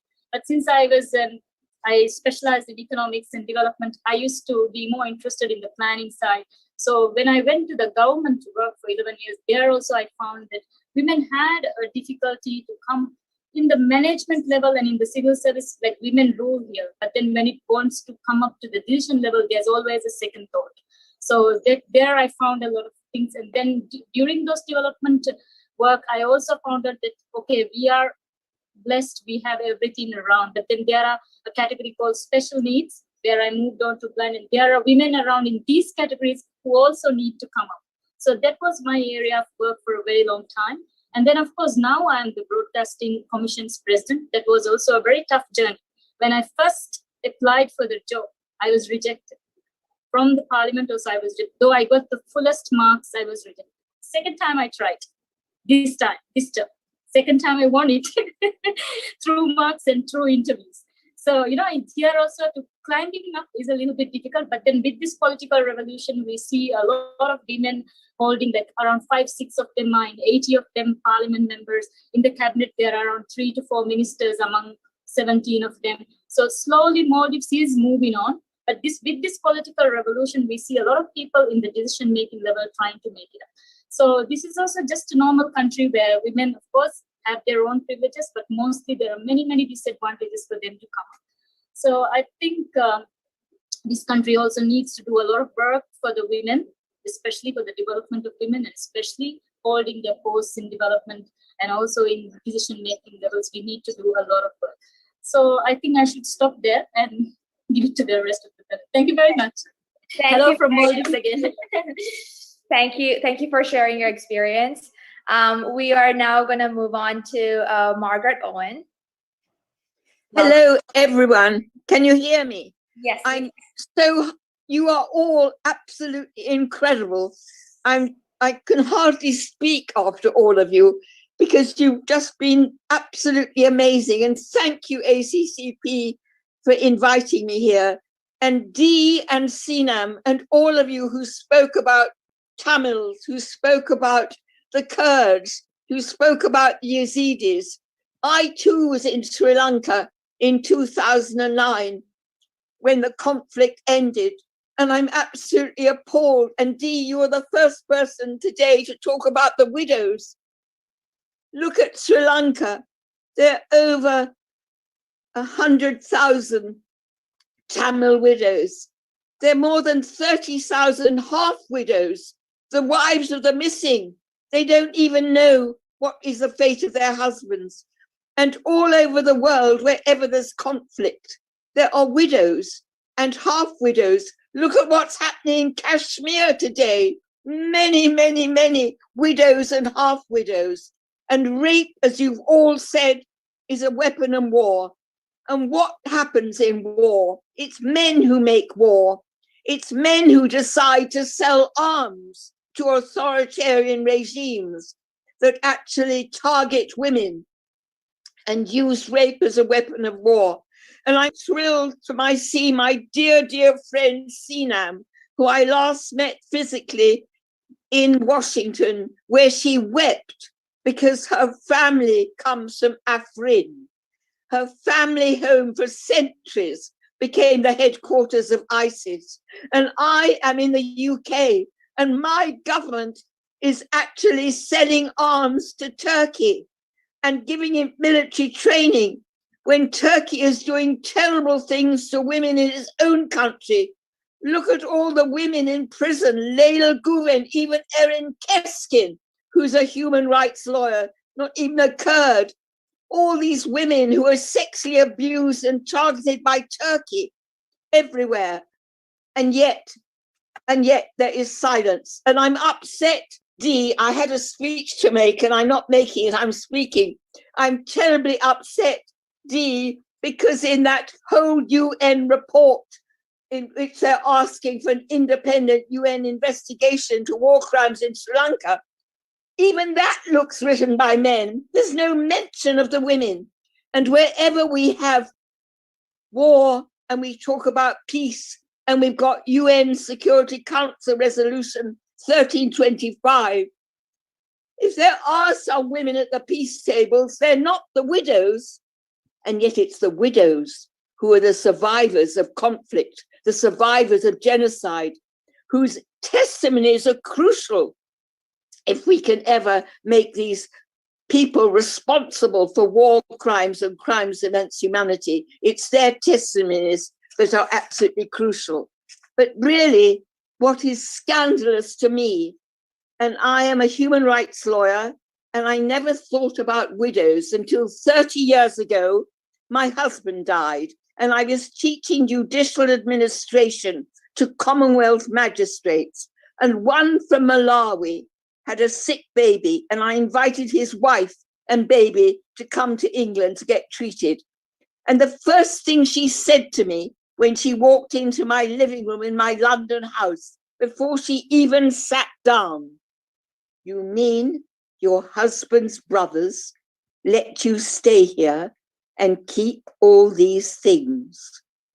And that was just 2 years before the Fourth World Women's Conference in Beijing. And I knew something about it from having been at IPPF and working on women's rights in many countries. But that was the beginning. And that's when I began to start 25 years of trying to get widows on the international agenda. And it's not there. And we have to say that it isn't only conflict and genocide, harmful traditional practices, child marriage to much older men that have increased unbelievably the numbers of widows in the world, although there's an incredible lack of data. But it's now COVID-19. Everywhere, COVID-19 is killing more men than women. And in many countries, the widows who already suffer, even in countries at so-called peace, from appalling harmful traditional practices in many countries, particularly in Africa and South Asia, you'll all know, widows are treated like chattels, whatever the law may say about rights to inheritance, rights to land, rights to property. In many countries, widows' lives are determined by patriarchal discriminatory interpretations of religion, custom, and tradition. And so they have no rights, and they are treated like they could be inherited by a husband's cousin or brother. And the harmful traditional practices are sometimes quite horrendous, like ritual cleansing by sex, scarification and shaving, extreme limitations on everything they can do. But when it's now with the lockdown, you have to understand that widowhood is a key driver. The poverty of widows is a key driver of taking girls out of school into early marriage. And often in many countries, particularly in Africa, that requires female genital mutilation. So there's an increase now, an increase in child marriage, taking girls out of school, boys out of school. What happens to them? They're in the madrasas, or they're recruited to be boy soldiers. A lot of the unaccompanied child migrants are there because they're the sons, children of widows. But it's absolutely appalling that even the Security Council, in their Women, Peace and Security framework, never speaks about widows at all. And I want to again say to Sinam and all the people who've been talking about Rojava, I've also been 3 times in Rojava. The whole incredible women's revolution in northeast Syria, that new model that comes from Abdullah Öcalan, it's a model for all of us, where women's empowerment, gender equality, it's not a little fringe thing on the edge. It's absolutely central to any free and democratic society. And that comes from Öcalan, who said, you cannot have a free, just and democratic society unless you have women's empowerment and gender equality in the middle of it. But also, I'm trying to get widows onto the international agenda. It's appalling that in 25 years since Beijing, going every year and this year virtually to the Commission on the Status of Women, widows barely ever appear in the agreed conclusions. And again, we're trying, all of you, please keep lobbying your governments that you do get widows into the agreed conclusion, because the priority theme this year is women in leadership and a way of ending violence against women. And please look, because this African group have now agreed, the Sierra Leone's put a whole lot of into that document. It seems to me scandalous that indigenous women, older women, young women, migrant women, all have paragraphs for them in the draft agreed conclusions at the Commission on the Status of Women, but there's nothing about widows at all. And you see widowhood in so many countries, it's a root cause of expanding poverty and equality down across the generations, because they take their children out of school.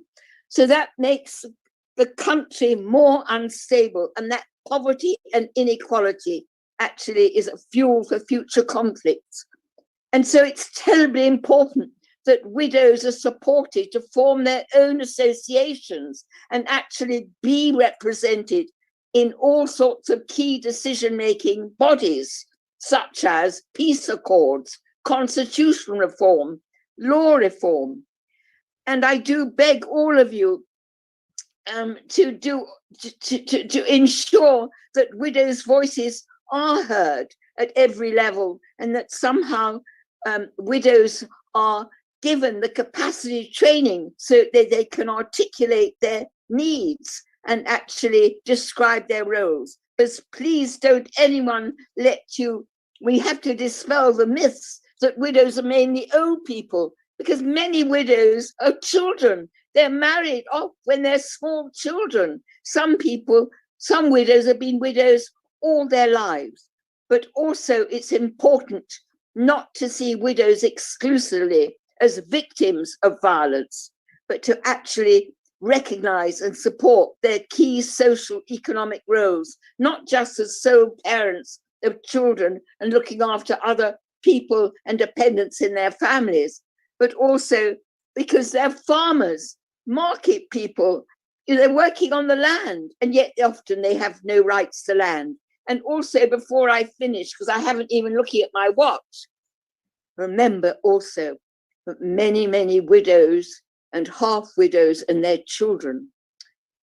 Look at the women who came from Afrin, hundreds of thousands in Shagra, are living in the most sordid and terrible refugee camps. Think about the Rohingya widows. There's a camp in Cox's Bazar in Bangladesh that actually is a widow's camp.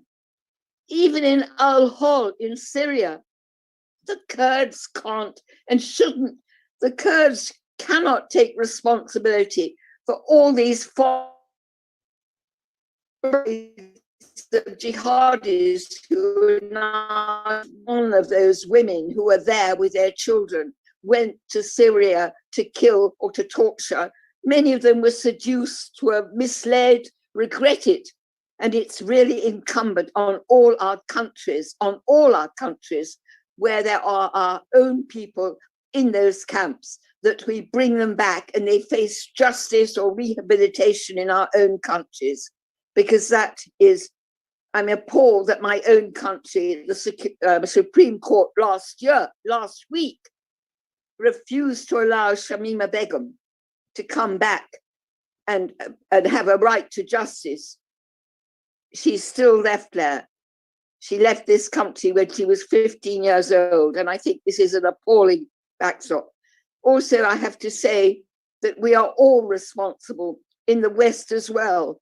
If our governments are selling arms and giving military training to authoritarian regimes, we become complicit in war crimes ourselves if our governments actually trade and arm countries which target women. Conflicts create widows, and I implore you all to help us. And please join us on March the 17th, when we have a parallel event at the Commission on the Status of Women, in which we launch our dossier, which will really give evidence of the appalling discrimination and human rights violations that widows suffer in countries all over the world. I'm sorry I haven't spoken as brilliantly as all the rest of you, but I'm absolutely thrilled to be here, honored to be invited, and thank you very, very much for all your brilliant speeches. Thank you. Thank you, Margaret. You spoke beautifully and passionately. Thank you so much for sharing your experience and that information. We'd like to now move on to Kelly Flynn. Hi, Anne. Hi, everybody. Raji and the team, thank you very much for inviting me to speak. I'm not sure if I could go after Margaret. That's a tall order. But maybe I can build on some of the really heartfelt things that she just spoke of. Normally I should be in Yangon, Myanmar, but I'm not. Sorry. For those of you that are watching the news, you will know that a coup happened in Myanmar on February 1st, and a country of 54 million people fell apart.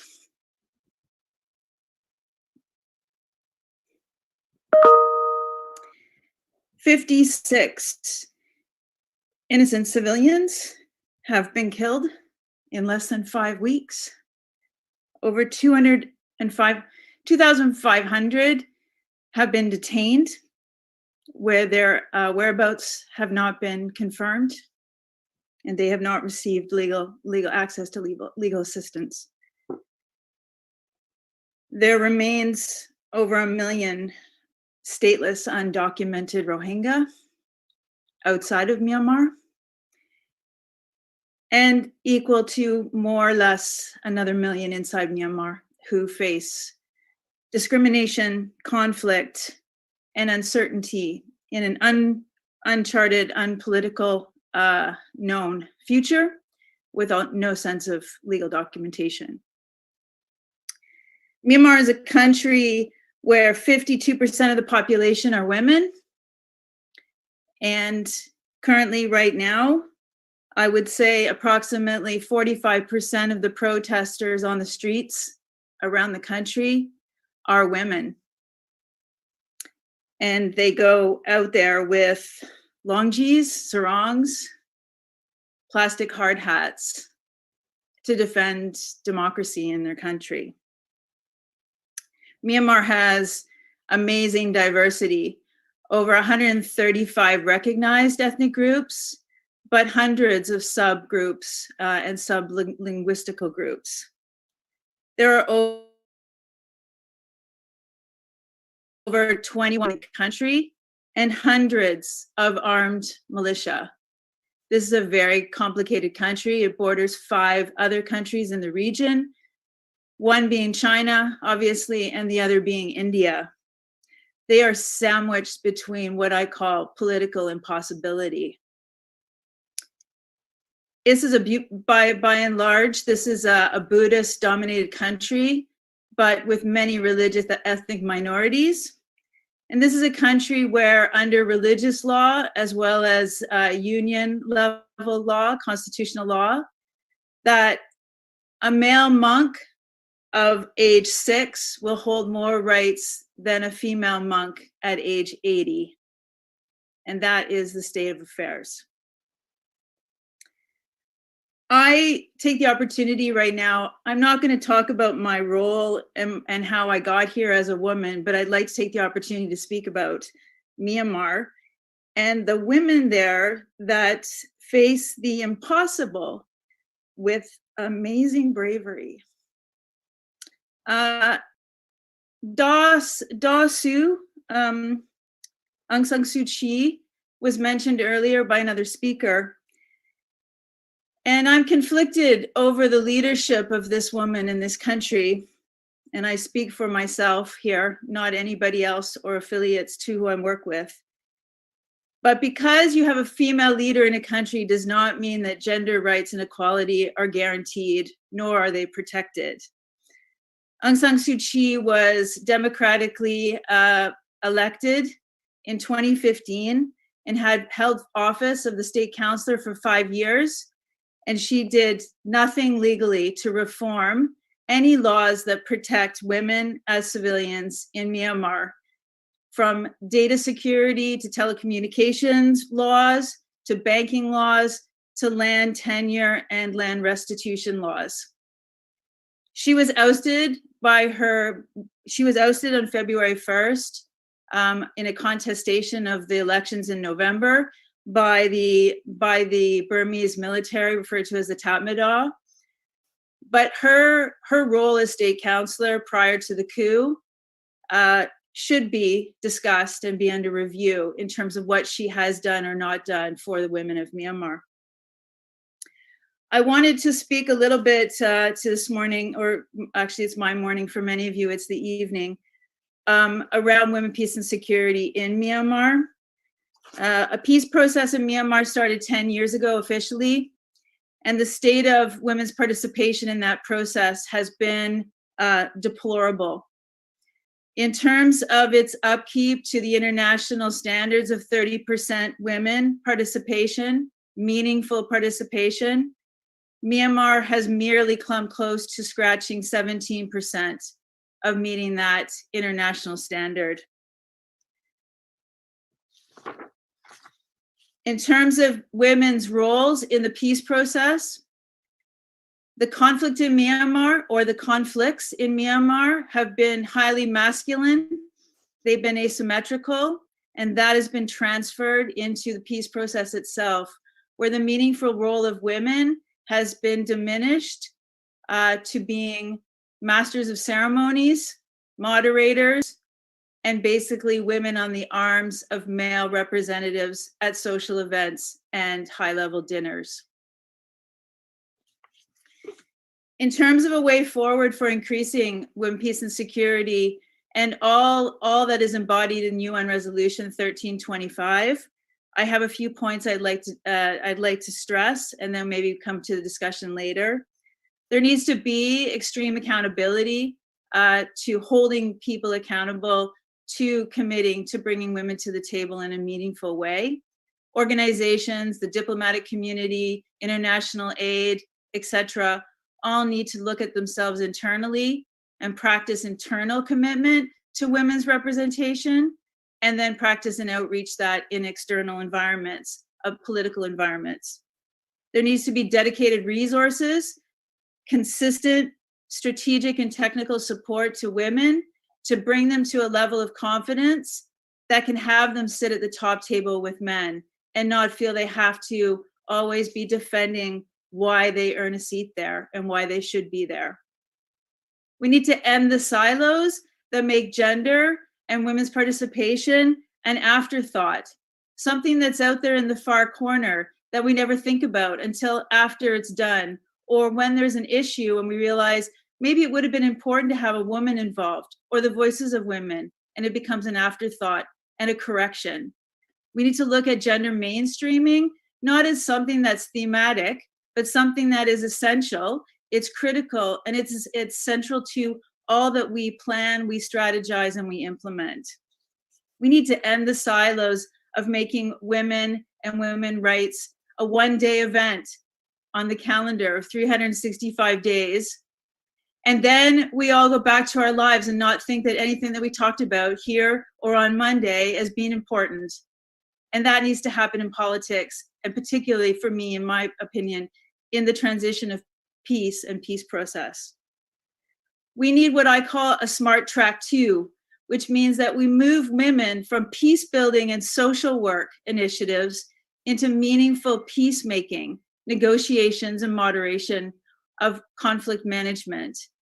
We need to build an ecosystem around the skills and wonderful outcomes of women in peace building and move that into policy, into dialogue, and into negotiation outcomes. This is something that I'm trying to achieve in Myanmar. In a post-coup environment, now with a military dictatorship in place, I would say I have more than my work cut out for me. Defining meaningful participation. I made a commitment to myself in 2018 that I would not attend any high-level political events in Myanmar that had me sitting with the wives of politicians, political party leaders, and government officials, because that was where I was put. I also made a commitment that I would never go to an event that had ethnic women in ethnic costumes dancing and performing as an opening ceremony for what was going to be a political dialogue or discussion for men that would follow. I've held that commitment for now almost 3 years, and I've been encouraging other Myanmar women to do the same. I now have protected a team of 25 national staff who have often been invited to wear their ethnic clothes to play dress up for an event, and encourage them to refuse those invitations to protect their own dignity. Last but not least, I'd like to just say that I like to promote, or I'd like to talk about, if anybody is interested, the inclusion within inclusion.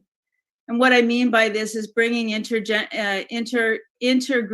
and intergenerational exchange from women, from elderly women to young women, from across different ethnicities and divides, because this is what divides us. Women have a difficult time, in my experience, particularly in Myanmar, to identify as women first. They look at themselves as their ethnicity first, or their age, or where they belong in the social order, not as women. And we need to challenge this and try and build intersectionality and inclusion between different groups and not be dividing ourselves. So thank you very much for allowing me to make these points. It's a real delight to be here among this esteemed panel. And hopefully this isn't not the only day that we talk about these things, and Monday certainly not the only day that we think about the importance of women's equality and equity. Thank you very much for letting me speak on behalf of Myanmar. Thank you. Thank you, Kelly. That was great insight as well. And, and absolutely, you're absolutely right. This is not the only day we should be carrying this conversation. But a lot of the panel, even the media here that's participating, I'm pretty sure this conversation will be evolving, and let's just hope that we do that. Something that Margaret have mentioned is that for us to have a just democracy, we need to put women at the center of it. Women's needs and rights are different depending on which part of the world they live in. In your line of work, and this is addressing to each of the panelists, please jump in.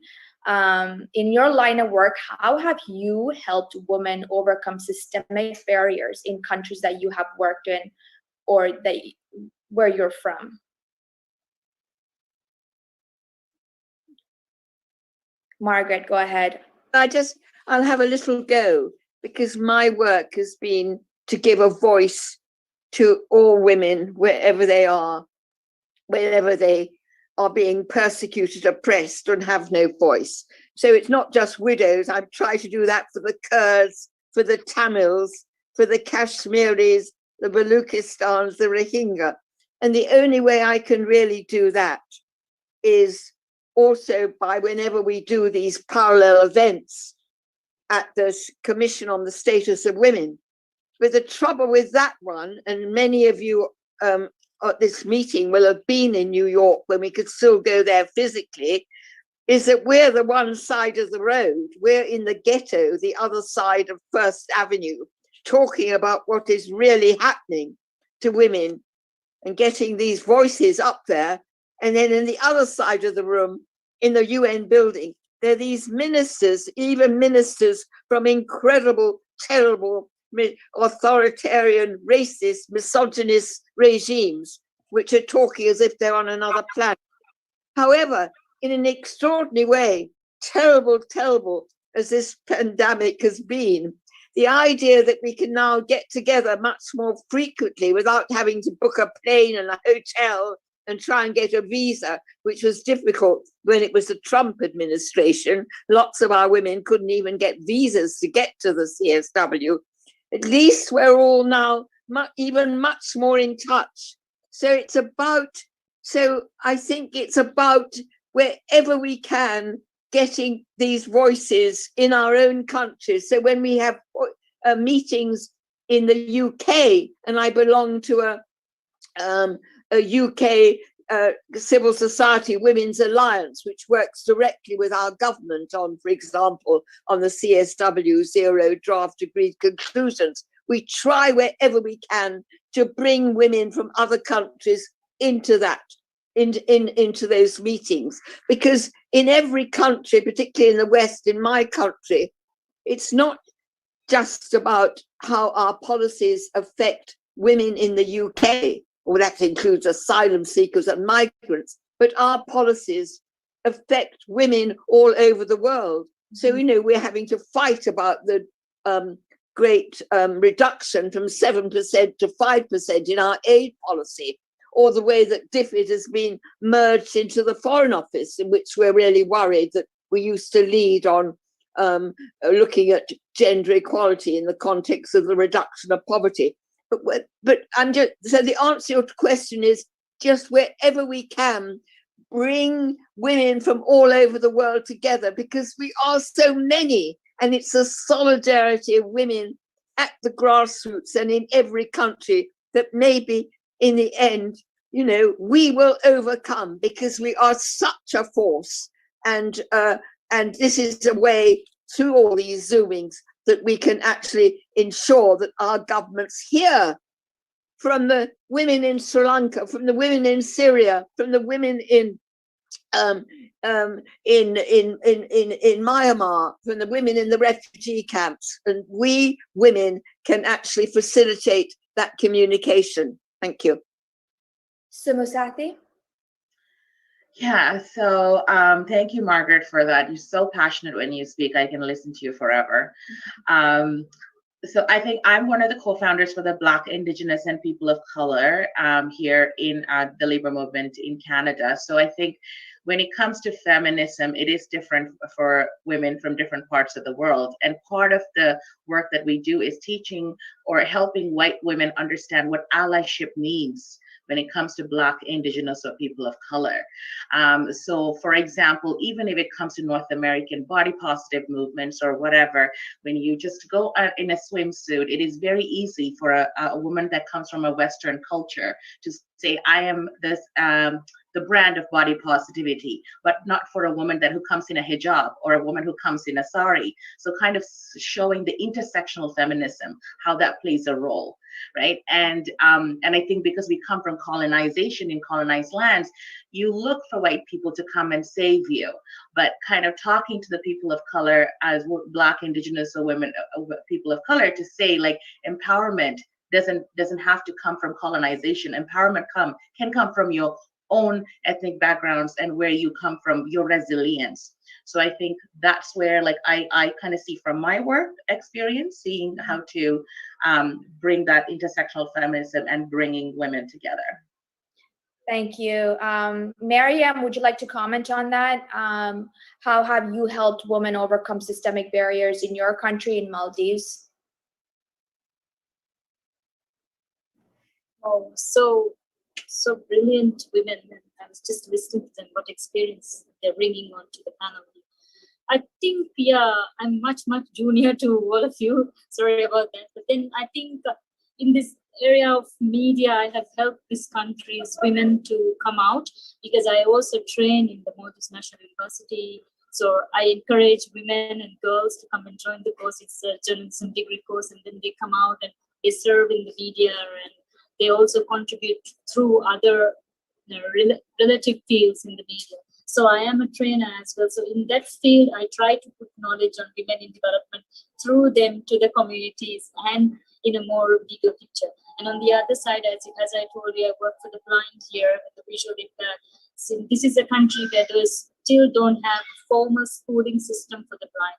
So I have been lobbying for it, and I've been working on it, and then we have slowly established things which they can do.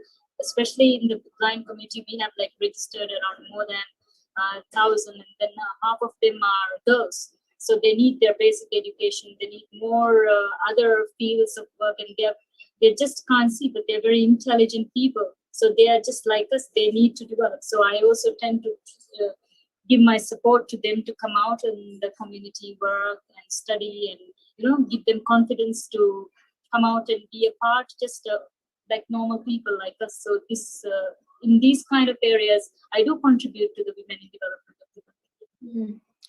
Thank you, Miriam. So what I'm hearing is engaging women from different parts of the world in conversations, in discussions, and bringing them to the table, teaching, and from North American perspective, teaching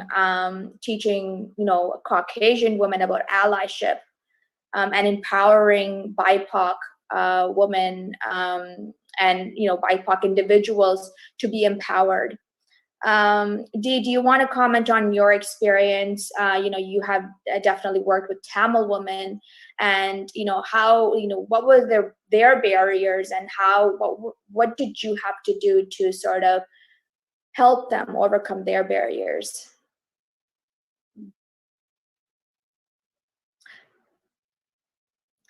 Dee, can you unmute yourself? Thank you. So sorry, you'd think I'd be used to this after a year, wouldn't you? That's quite all right. Thank you. I want to give an example. I mean, in a way, I have been helped to understand the Tamil reality by Tamil women who've led. So they've helped me understand. And the fight against racism, anti-racism, for me preceded my involvement with the Tamil struggle. So, and that's a journey, etc. What the story that I want to share actually is about, I think, in answer to your question, empowering is a joint thing, our interdependency as women. I think once we've got to the point we're human, and we understand the forces of patriarchy and racism and structural institutional racism, and we've committed ourselves to fight that, okay, that's a kind of starting point. Now, in 1997, there was a particularly ugly situation of rape used as a weapon of war. So Murugeswari Koneswari was a lady, a woman who had some of her property taken by the army, the Sri Lankan military. And when she passed the checkpoints, she would object, and she would remind them of what they'd done to her. Now, in the end, they punished her. Most of her friends and family said, just live with the daily oppression, because there's going to be reprisals. Anyway, one night they barged into her house and brutally gang raped and murdered her. Because the year before there'd been a very bad the Krishanti Kumaraswamy case, which is very well known. So they actually inserted a grenade into her in order to destroy her body, so that there wasn't flesh that could be exhumed, that could be investigated. Okay, so that happened, and it was. As we said before, many people mentioned rape as a weapon of war that's been used currently against women, and when it's against people that are working in exercise of their legitimate right to self-determination, which Tamil people have, and numbers of other peoples that have been mentioned, then the agenda of the oppressor is to harm the woman, but the whole community, as violating the most sacred space a woman's inside. Okay, now what the point I want to make here is, when that was written up later in 1997 or 98, the feminist movement in Sri Lanka is quite strong, and there's feminists on the Sinhala side and there's feminists on the Tamil side. Now, when the Tamil women wrote poems about that, they used language. I'm not going to use the language now. I could do, but they used language about the female anatomy and the invasion of her anatomy in a very explicit way. Okay, which needs to be said, because that's the truth. You can't actually dress it up. You can't sanitize it. But there was a bilingual newsletter, magazine, and the Sinhala women wrote about it in a very different way. Okay, so they were still objecting to it, but not in the same language. So in the Sinhalese language and in the Tamil language, the same account was written in very, very different ways. And so for me, as a person outside, okay, I mean, British colonialism had a big part to play in the situation in Sri Lanka. So the Portuguese and the Dutch colonized the Sinhala and Tamils are two separate people with plenty of forest area in between. It was the British that put both peoples together and then left the power in the majority hands. So the majoritarian view, which is the Sinhalese view, actually was shot through the whole union movement, the feminist movement, everything, and lots of power in terms of connections with universities worldwide and all the rest of it. So the power institutional racism, which I'd understood from analysing it in Britain, the institutional. So, sorry, this is a bit of a long answer, but what I'm trying to say is, as a woman, and people talking about, I'm trying to understand, well, I can't accept the Sinhala account because it wasn't real enough. So my role here was encouraging Tamil women. They didn't need my encouragement. They were writing it, even though it leads to reprisals. They don't need my encouragement. What they need is me to be an ally, I think you used the word before, to help push open other doors, to create more allies, to enlarge the understanding. So the dynamic, this intersectionality we've been reflecting on about race, ethnicity, womanhood, personhood. There's many different intersectionalities here, but I think that's an example which shows the horror and how it gets covered up, because the Sinhala story has access to world media. At the time when you tried to Marianne's a journalist. I was trying with Reuters and so on to get because the reporting was always completely biased. So, we were just vilified, really, supporting Tamil people. But reporters just wouldn't take it because they would take the majority view. So I think solidarity and trying to cut through the forces of oppression, whatever they are. So, but yeah, to align ourselves as women with the woman's experience and denounce it, and to support women if they're going to use the language that's very clear and very brutal, because I'm sorry, but that's the truth. And genocide is not very nice. And that's why it gets denied and covered up, because people can't handle it. And that was what was happening in, sorry, it's a bit of a long answer, but that's the example that I wanted to share. Thank you, Dee. Kelly, why don't you contribute to this in the perspective of women in Myanmar, some of the barriers they faced, and how were you able to navigate and maneuver to lend your allyship?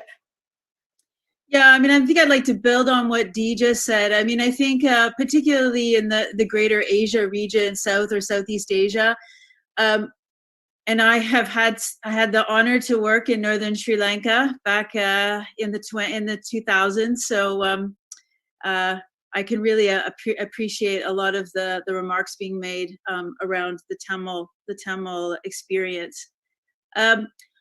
What I'd like to say is that, you know, because relationships are so key, I think building trusted relationships with a variety of women of all ages and all backgrounds for me has really been a strategy. In Asia in particular, with young women, is giving them a trusted space to encourage them that they can say no to social commitments and polite sort of conduct. And as young women in particular, not have to bow to the traditions in meetings or at conferences or in political gatherings, etc., to play a certain role, and to give them the confidence and space to be able to refuse to take on those roles. That's something that I think I've really worked hard on for the last 8 years in Myanmar in particular. And I guess the other thing is make sure that what needs resourcing is resourced. I mean, this is, I think, really, really critical, is that if you're working in environments or communities where there aren't spaces, there's not common space, or there's not common commitment and resources to move young people, people of diversity, people of different communities, and women together, is start to get loud about that and find the resources and commitment and accountability to do that. And that's work. I get it. It's work, but it's work that should be undertaken and maintained, and the safeguarding of that space. These are the points I'd make. Thanks, Anne. Absolutely. We are running a little bit of time. So in the next question, if you guys can, wrap up your answers within like a minute or two. I'm so sorry to put a time crunch in your responses. This is actually very enlightening for a lot of us. We talked about women in the line of work. I want to sort of focus on your own, journey as well. What are some of the challenges that each of you faced in your current role or in your career?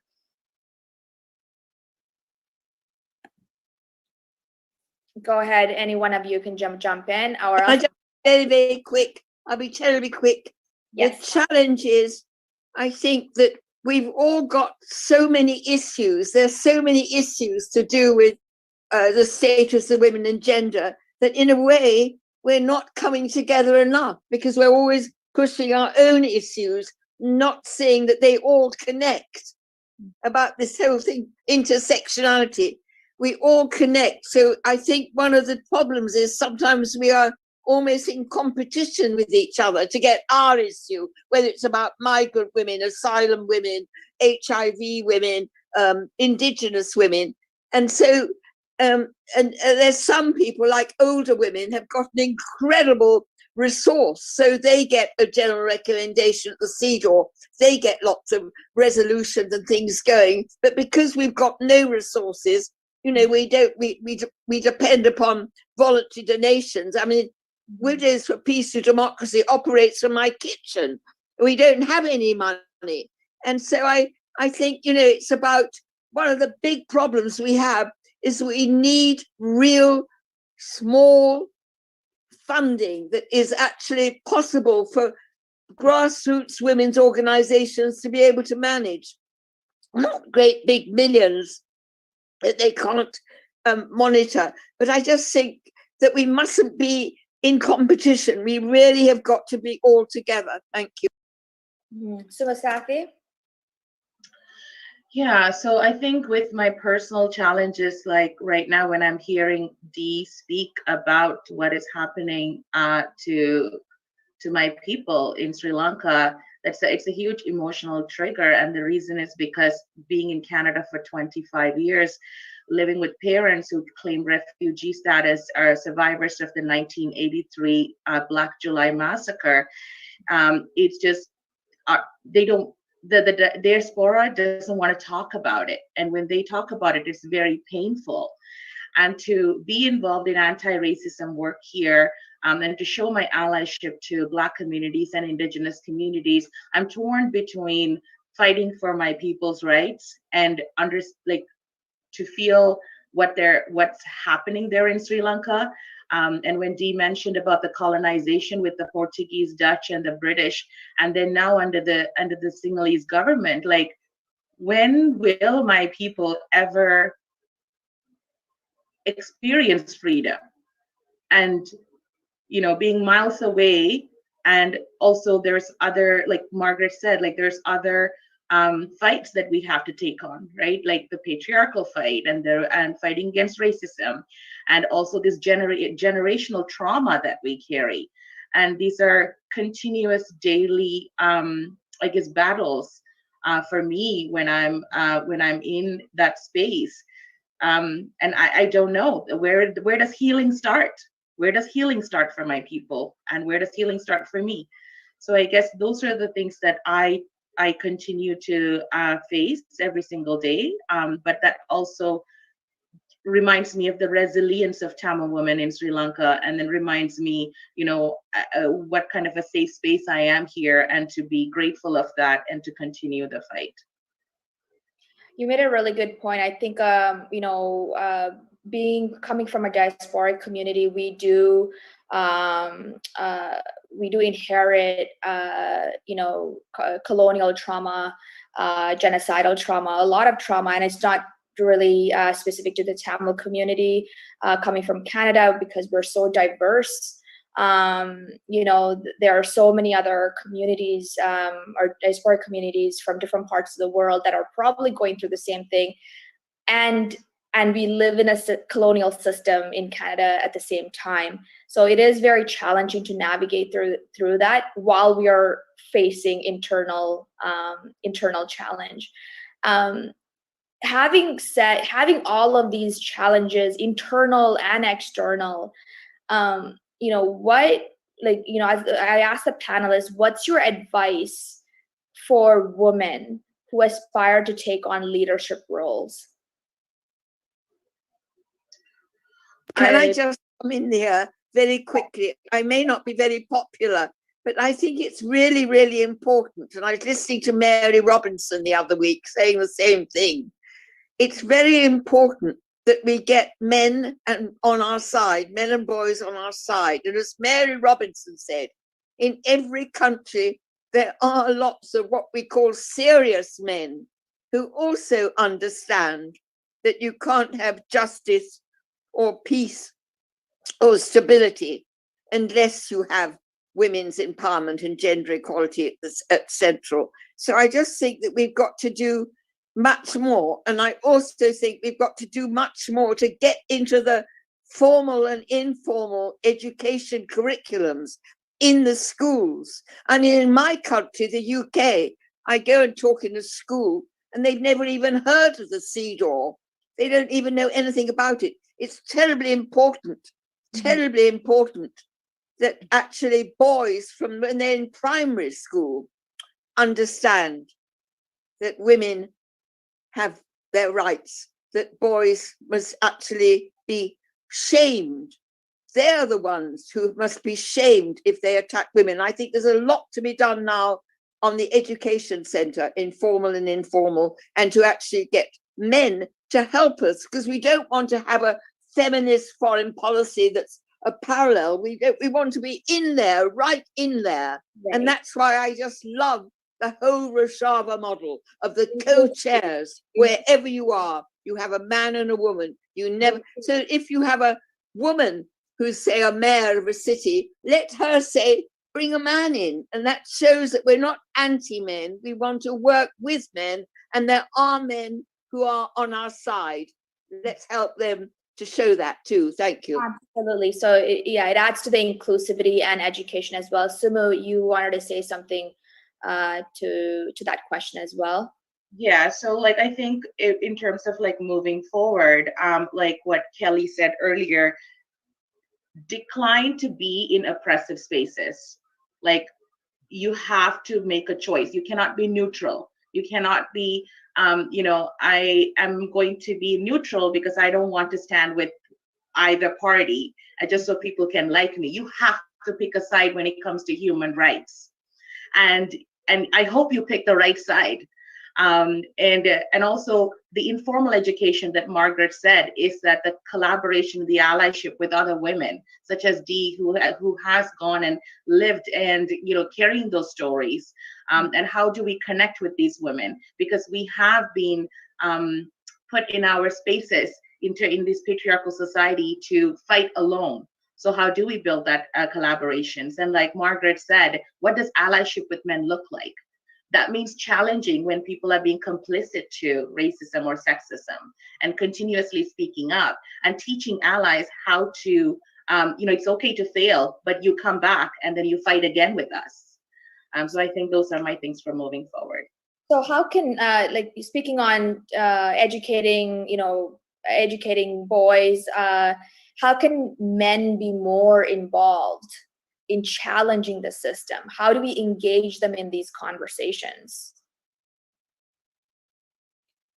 And can I jump in here? Of course, Kelly, go ahead. One of the things that I struggle with a clear answer for this, but one of the things that I've learned, and I am, this is, I think, the great thing about being in your 40s, I have no problem, declaring that, is that I know I have to keep learning what this means myself. So when we fall into traps of thinking we've had enough exposure or enough experience and we've got some expert thoughts and things, is that that's for me a red line. So it's about constantly learning as just a human being to understand, particularly what does masculinity in conflict look like, or masculinity in peace processes, or masculinity in our societies, whether it's the union environment, or it's working in universities or as a journalist, etc. I think this is really important. For me, this is really important, is to understand, because I think by understanding that or learning about it, we start to understand men and the burdens that they have, that they might not agree to, but are being put and imposed on them. And I'm not saying this is all men. Trust me, I'm very clear on that. But I think it's about an understanding, and it's not, for me, it's not about who you are.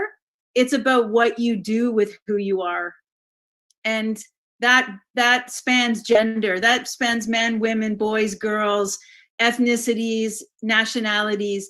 So that's, for me, is my place of departure. It's not about who you are as an individual. It's about what you choose to do with who you are. And for me, that's a place to start. Thanks.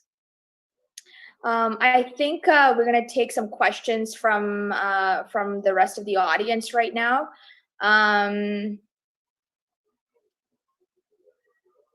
Question for discussion to Sinam and Rohash. Do you have documentation or some survivors of war crime against women in Afrin who are able to speak out, and how can we all support? Yeah. Shall I speak? Okay, thank you so much. Go ahead. Yes, of course, we have a lot of documents. I mentioned about the crimes, committed in Afrin. It is not just numbers. We have names, we have documents, with names, in pictures, and we have also the survivors of these women who came and they spoke out. Unfortunately, some of these women, they are inside Afrin, they are not able to speak because of the threat will be on them and their family. But some of them who are coming out from Afrin, they spoke out and they talk about the tortures they have witnessed in the presence when they were there. They talk about the raping the women by these groups backed by Turkey, radical groups, just against the Kurdish women. Actually, ethnic cleansing is going on in Afrin. Unfortunately, there is silence. For that, we have to raise our voice. Each one of you, please, ask your country, ask the United Nations to move, to act. There are some, documents or reports from the United Nations comes out about this violation, but only reports, only words. We need action. Words is good, but action should follow by words in order to stop this violation in Afrin, in order to hold these groups accountable for the war crimes, committed in Afrin. For that, I call on the International Committee from the United Nations to be formed there to investigate about what's going on in Afrin. Nobody can go to Afrin. Nobody dare to go there because of these groups there. If the United Nations have to hold this responsibility to send some independent committee, and from all over the world, from each of you, maybe from your world, you can have to ask this committee to join this committee. I have here many of the Americans women, they said we are happy to go to Afrin and investigate, but we need the guarantee to protect us. You know, this is the problem. So for that, I would like to thank you all. I mean, what's going in Afrin, there is silence about that. And this is what frightened me as a woman from Afrin. I know many women there in Afrin, they are still under this slave. Many Yazidi women who has been forced to go to the mosque and to be a Muslim. So there is no freedom of religions, there is no equal genders, and this is what's going on. Thank you. I don't know if Rohash can thank you. Thank you for that. Is there like a website or any resources that our audience can take to Yes. when they speak to their representatives, political representatives? Yes, there is one here. I mean, in the United States, there is a woman, a researcher. She has now, joined or engaged in the fight, which is called the group, the Missing Women of Afrin group. She's working on that. I can send you even now in the link there. Her link. I have sent many of the articles also, which talking about torturing these people of Afrin with the presence of the officials, Turkish officials, people. They were in this investigation and torturing these people in Afrin. So this is what we can say, that the engagement of the Turkish officials also in this torturing and committing the crimes. Right. Going back to the panelists, one final question I have for each of you. Just 1 second, I can say one point. Hello. Yes, of course, for sure. Maybe Sinem analyzed and highlight many important points. Just I would to say, I shared now just a document about the woman situation, how many women killed by a document in a group. Just I would to give example. Before 2 weeks, a woman ran away from Afrin, and she arrived to Kobani, city of, and now her situation is very difficult because she was more than 2 years in prison in Afrin, present of Farid Hamza, they call it the group, and she told it every night they was coming to rape me every night. And now we try to she going to try to speak, but I can't give her name because she doesn't feel well now. Not just in Afrin, the situation same in Gracie Tel Abyad, same in Ras Al Ain, Serikaniye, and many different areas. For example, Havrin Khalaf, she was a political woman leading a politics party. They killed her between Ain Isa and Kobani. They killed her, and she wasn't military, just she was a political woman. And not anyone. We give it all these documents, not just to UN, to all states in the world, but not anyone give it any words. All world now silence about the situation happening in Afrin, in Gracie, in Serikaniye, and still the Turkey trying to attack all North and East Syria. And until now, not any country or any organization talking about this situation. Because of that, we told it, please breaking your silence, not just to UN, all world. Because now, not just they killing a woman, they killing a woman, children, all society. And they was living not just Kurds in Afrin or Gracie. Gracie, Tel Abyad is Arabic place, is not a Kurdish place. But now what's happening in all this area, not anyone talking or giving any action. We don't say to hold bringing a gun and go to fight in front line. No, we're saying just stopping Turkey to attack this peace area.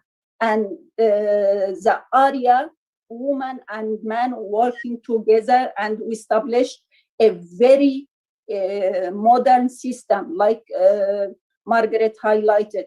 We established a system co-chair.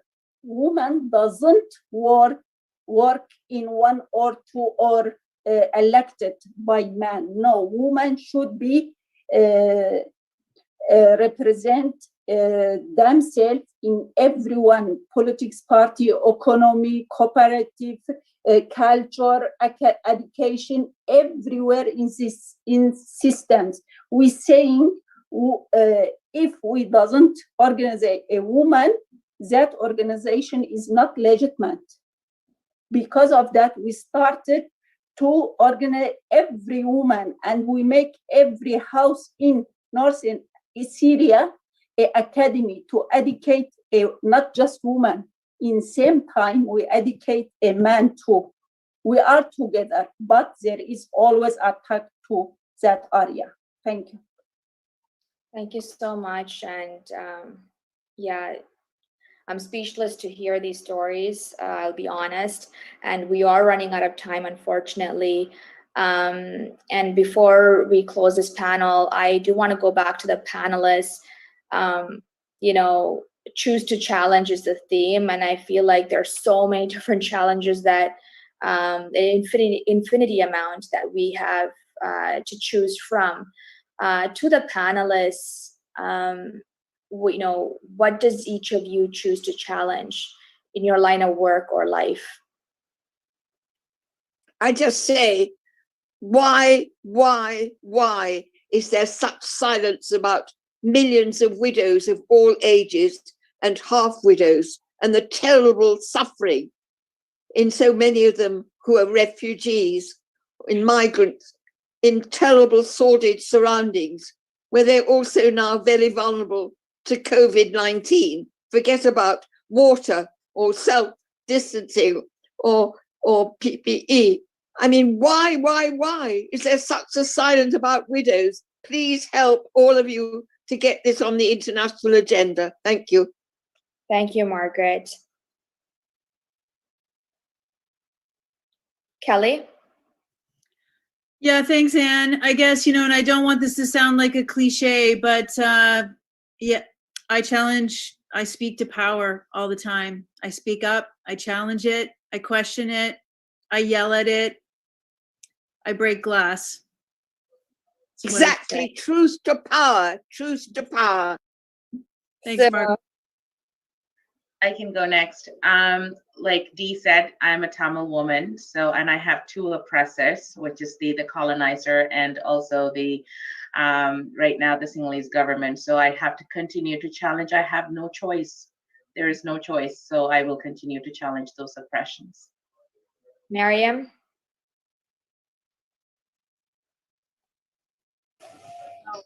Thank you. That's that power to, I'm sure, power to all of us.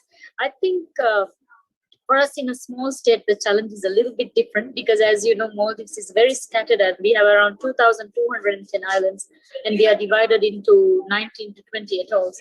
So like doing a project here or reaching up to women is very different because our mode of transportation will be by sea. So every project is 3-4 times expensive if you want to even launch a women's project or anything. So reaching out to the communities here itself is a very, very big challenge, especially to the outer islands and, the women out there, they don't sometimes with the, I won't say any names, but with the kind of terms that are coming in, some girls are not sent to school around in the communities. So reaching up to these girls to start their basic education itself can be a challenge in these kind of small states. So, and if you go on talking about it, is the same around the world, but then I think being in a small island state, accessible to education, access to information, access to many things can be the biggest challenge. Yeah. Thank you, Mariam. Deidre.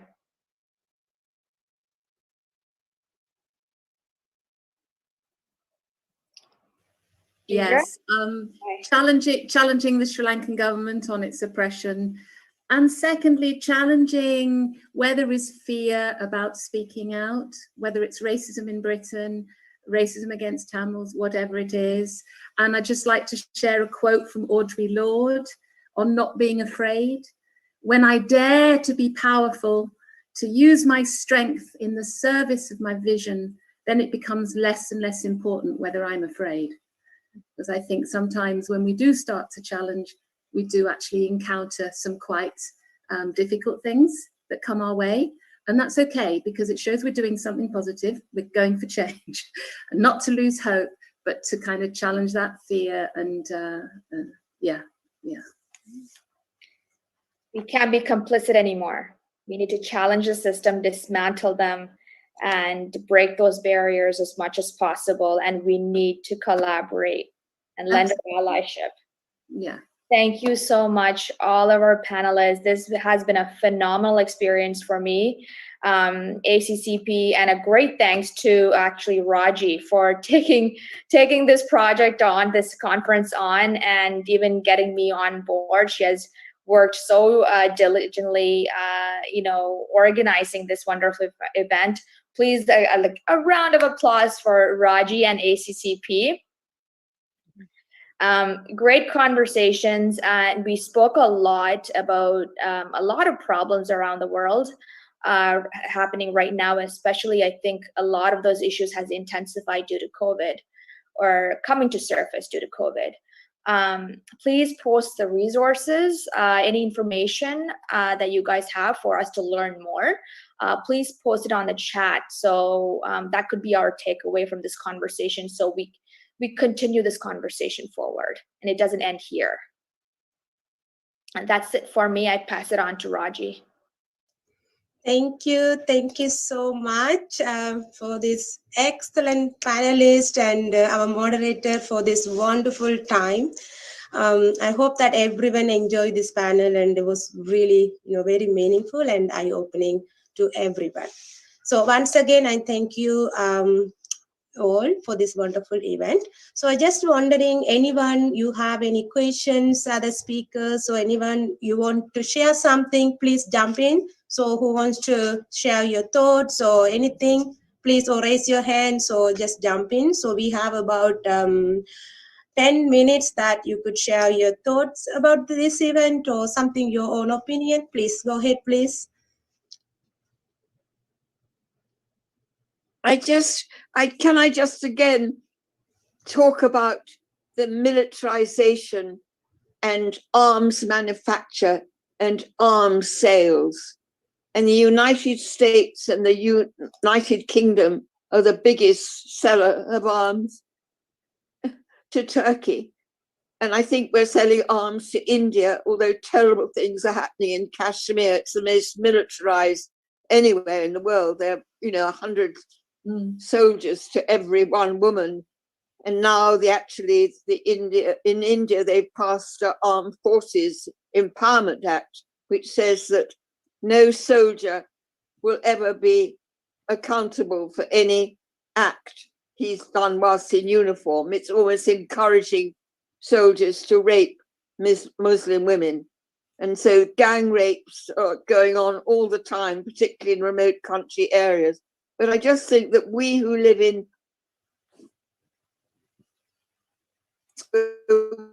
we can work as human rights lawyers without being arrested and tortured in prison.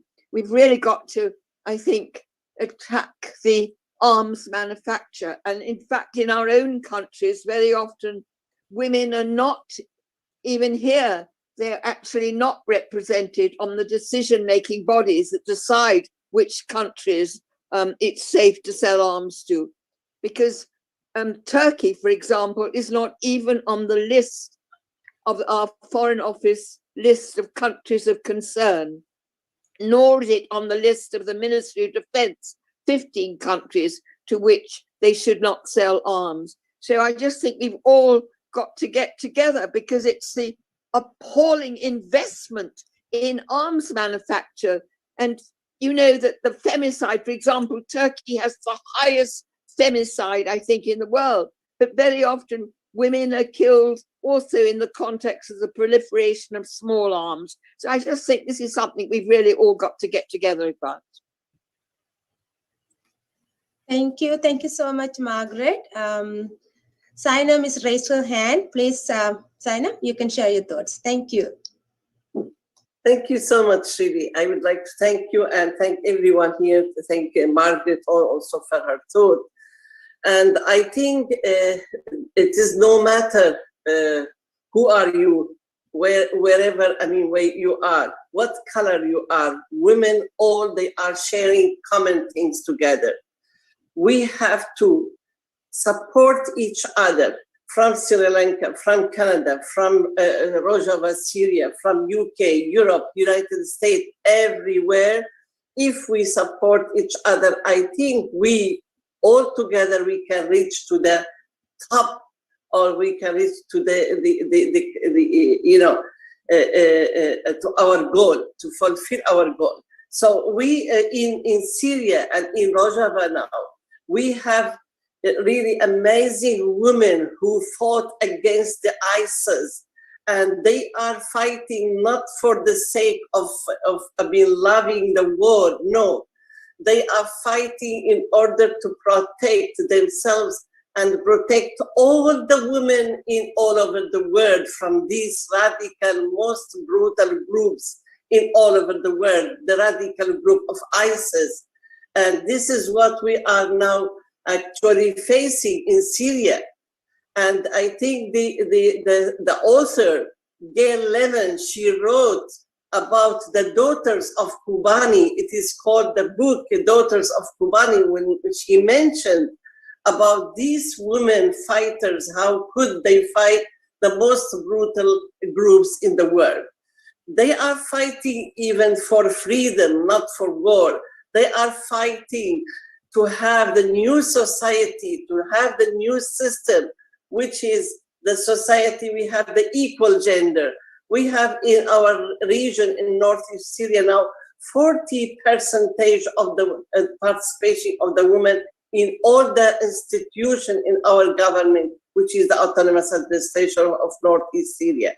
I think this is worth to be supported, such system. It is worth to be supported as a woman also from all over the world to support such system in our region. Even I could say that women could play a very great role in policy, in diplomacy, in society, in culture, in economy, because in each side, each one of you, we have a very powerful strength. We have really power if we can, point to our goal and to reach to this goal together. This is what we need. We are not against the men.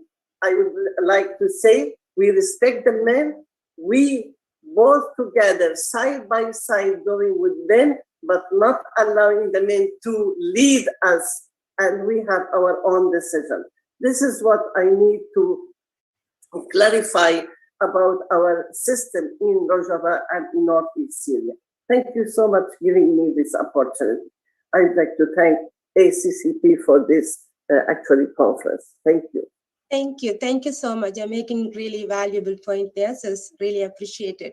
Anyone, we have about 7 minutes. Anyone, they want to say anything about for her opinion? Or Raji? Yes, go ahead, please. Hello, everyone. Actually, it is a great time to have listening all of you, such a wonderful and valuable thoughts and experiences. I have learned a lot from all of you. It's a great opportunity to being here. I personally thank to Sister Raji and ACCP to organizing such a wonderful event here. And this is not actually an end. We shall strengthen our togetherness beyond all the differences that we have, and also with the collaborative work, we can go forward with in an efficient manner. I hope. God bless you, all of you. Thank you. Thank you. Thank you so much, Larina. Next, Anne raised her hand. Anne, please go. Yeah, I just want to ask, where this recording is going to be broadcasted, and for future reference, where we can have access to some of this discussion. Yes, it's all live. So many medias. We also have recording. Yeah, whoever wants, we can share the video also. No problem at all. Thank you. So anyone else? We have 5 minutes. Anyone you want to share your ad or something, or you want to say something? Please go ahead. Okay, Rogas, go ahead, please.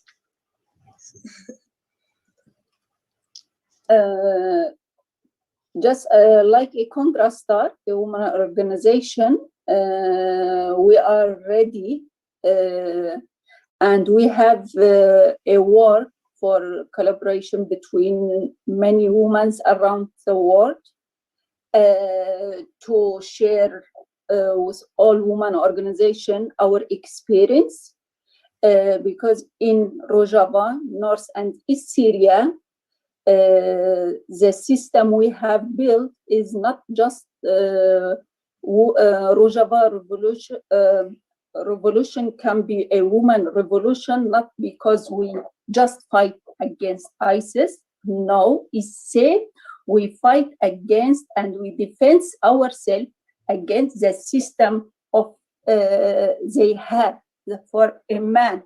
And this is when we build this system, because in all revolution around the world, first they try to defend from outside attack, but we defend ourselves and build new society.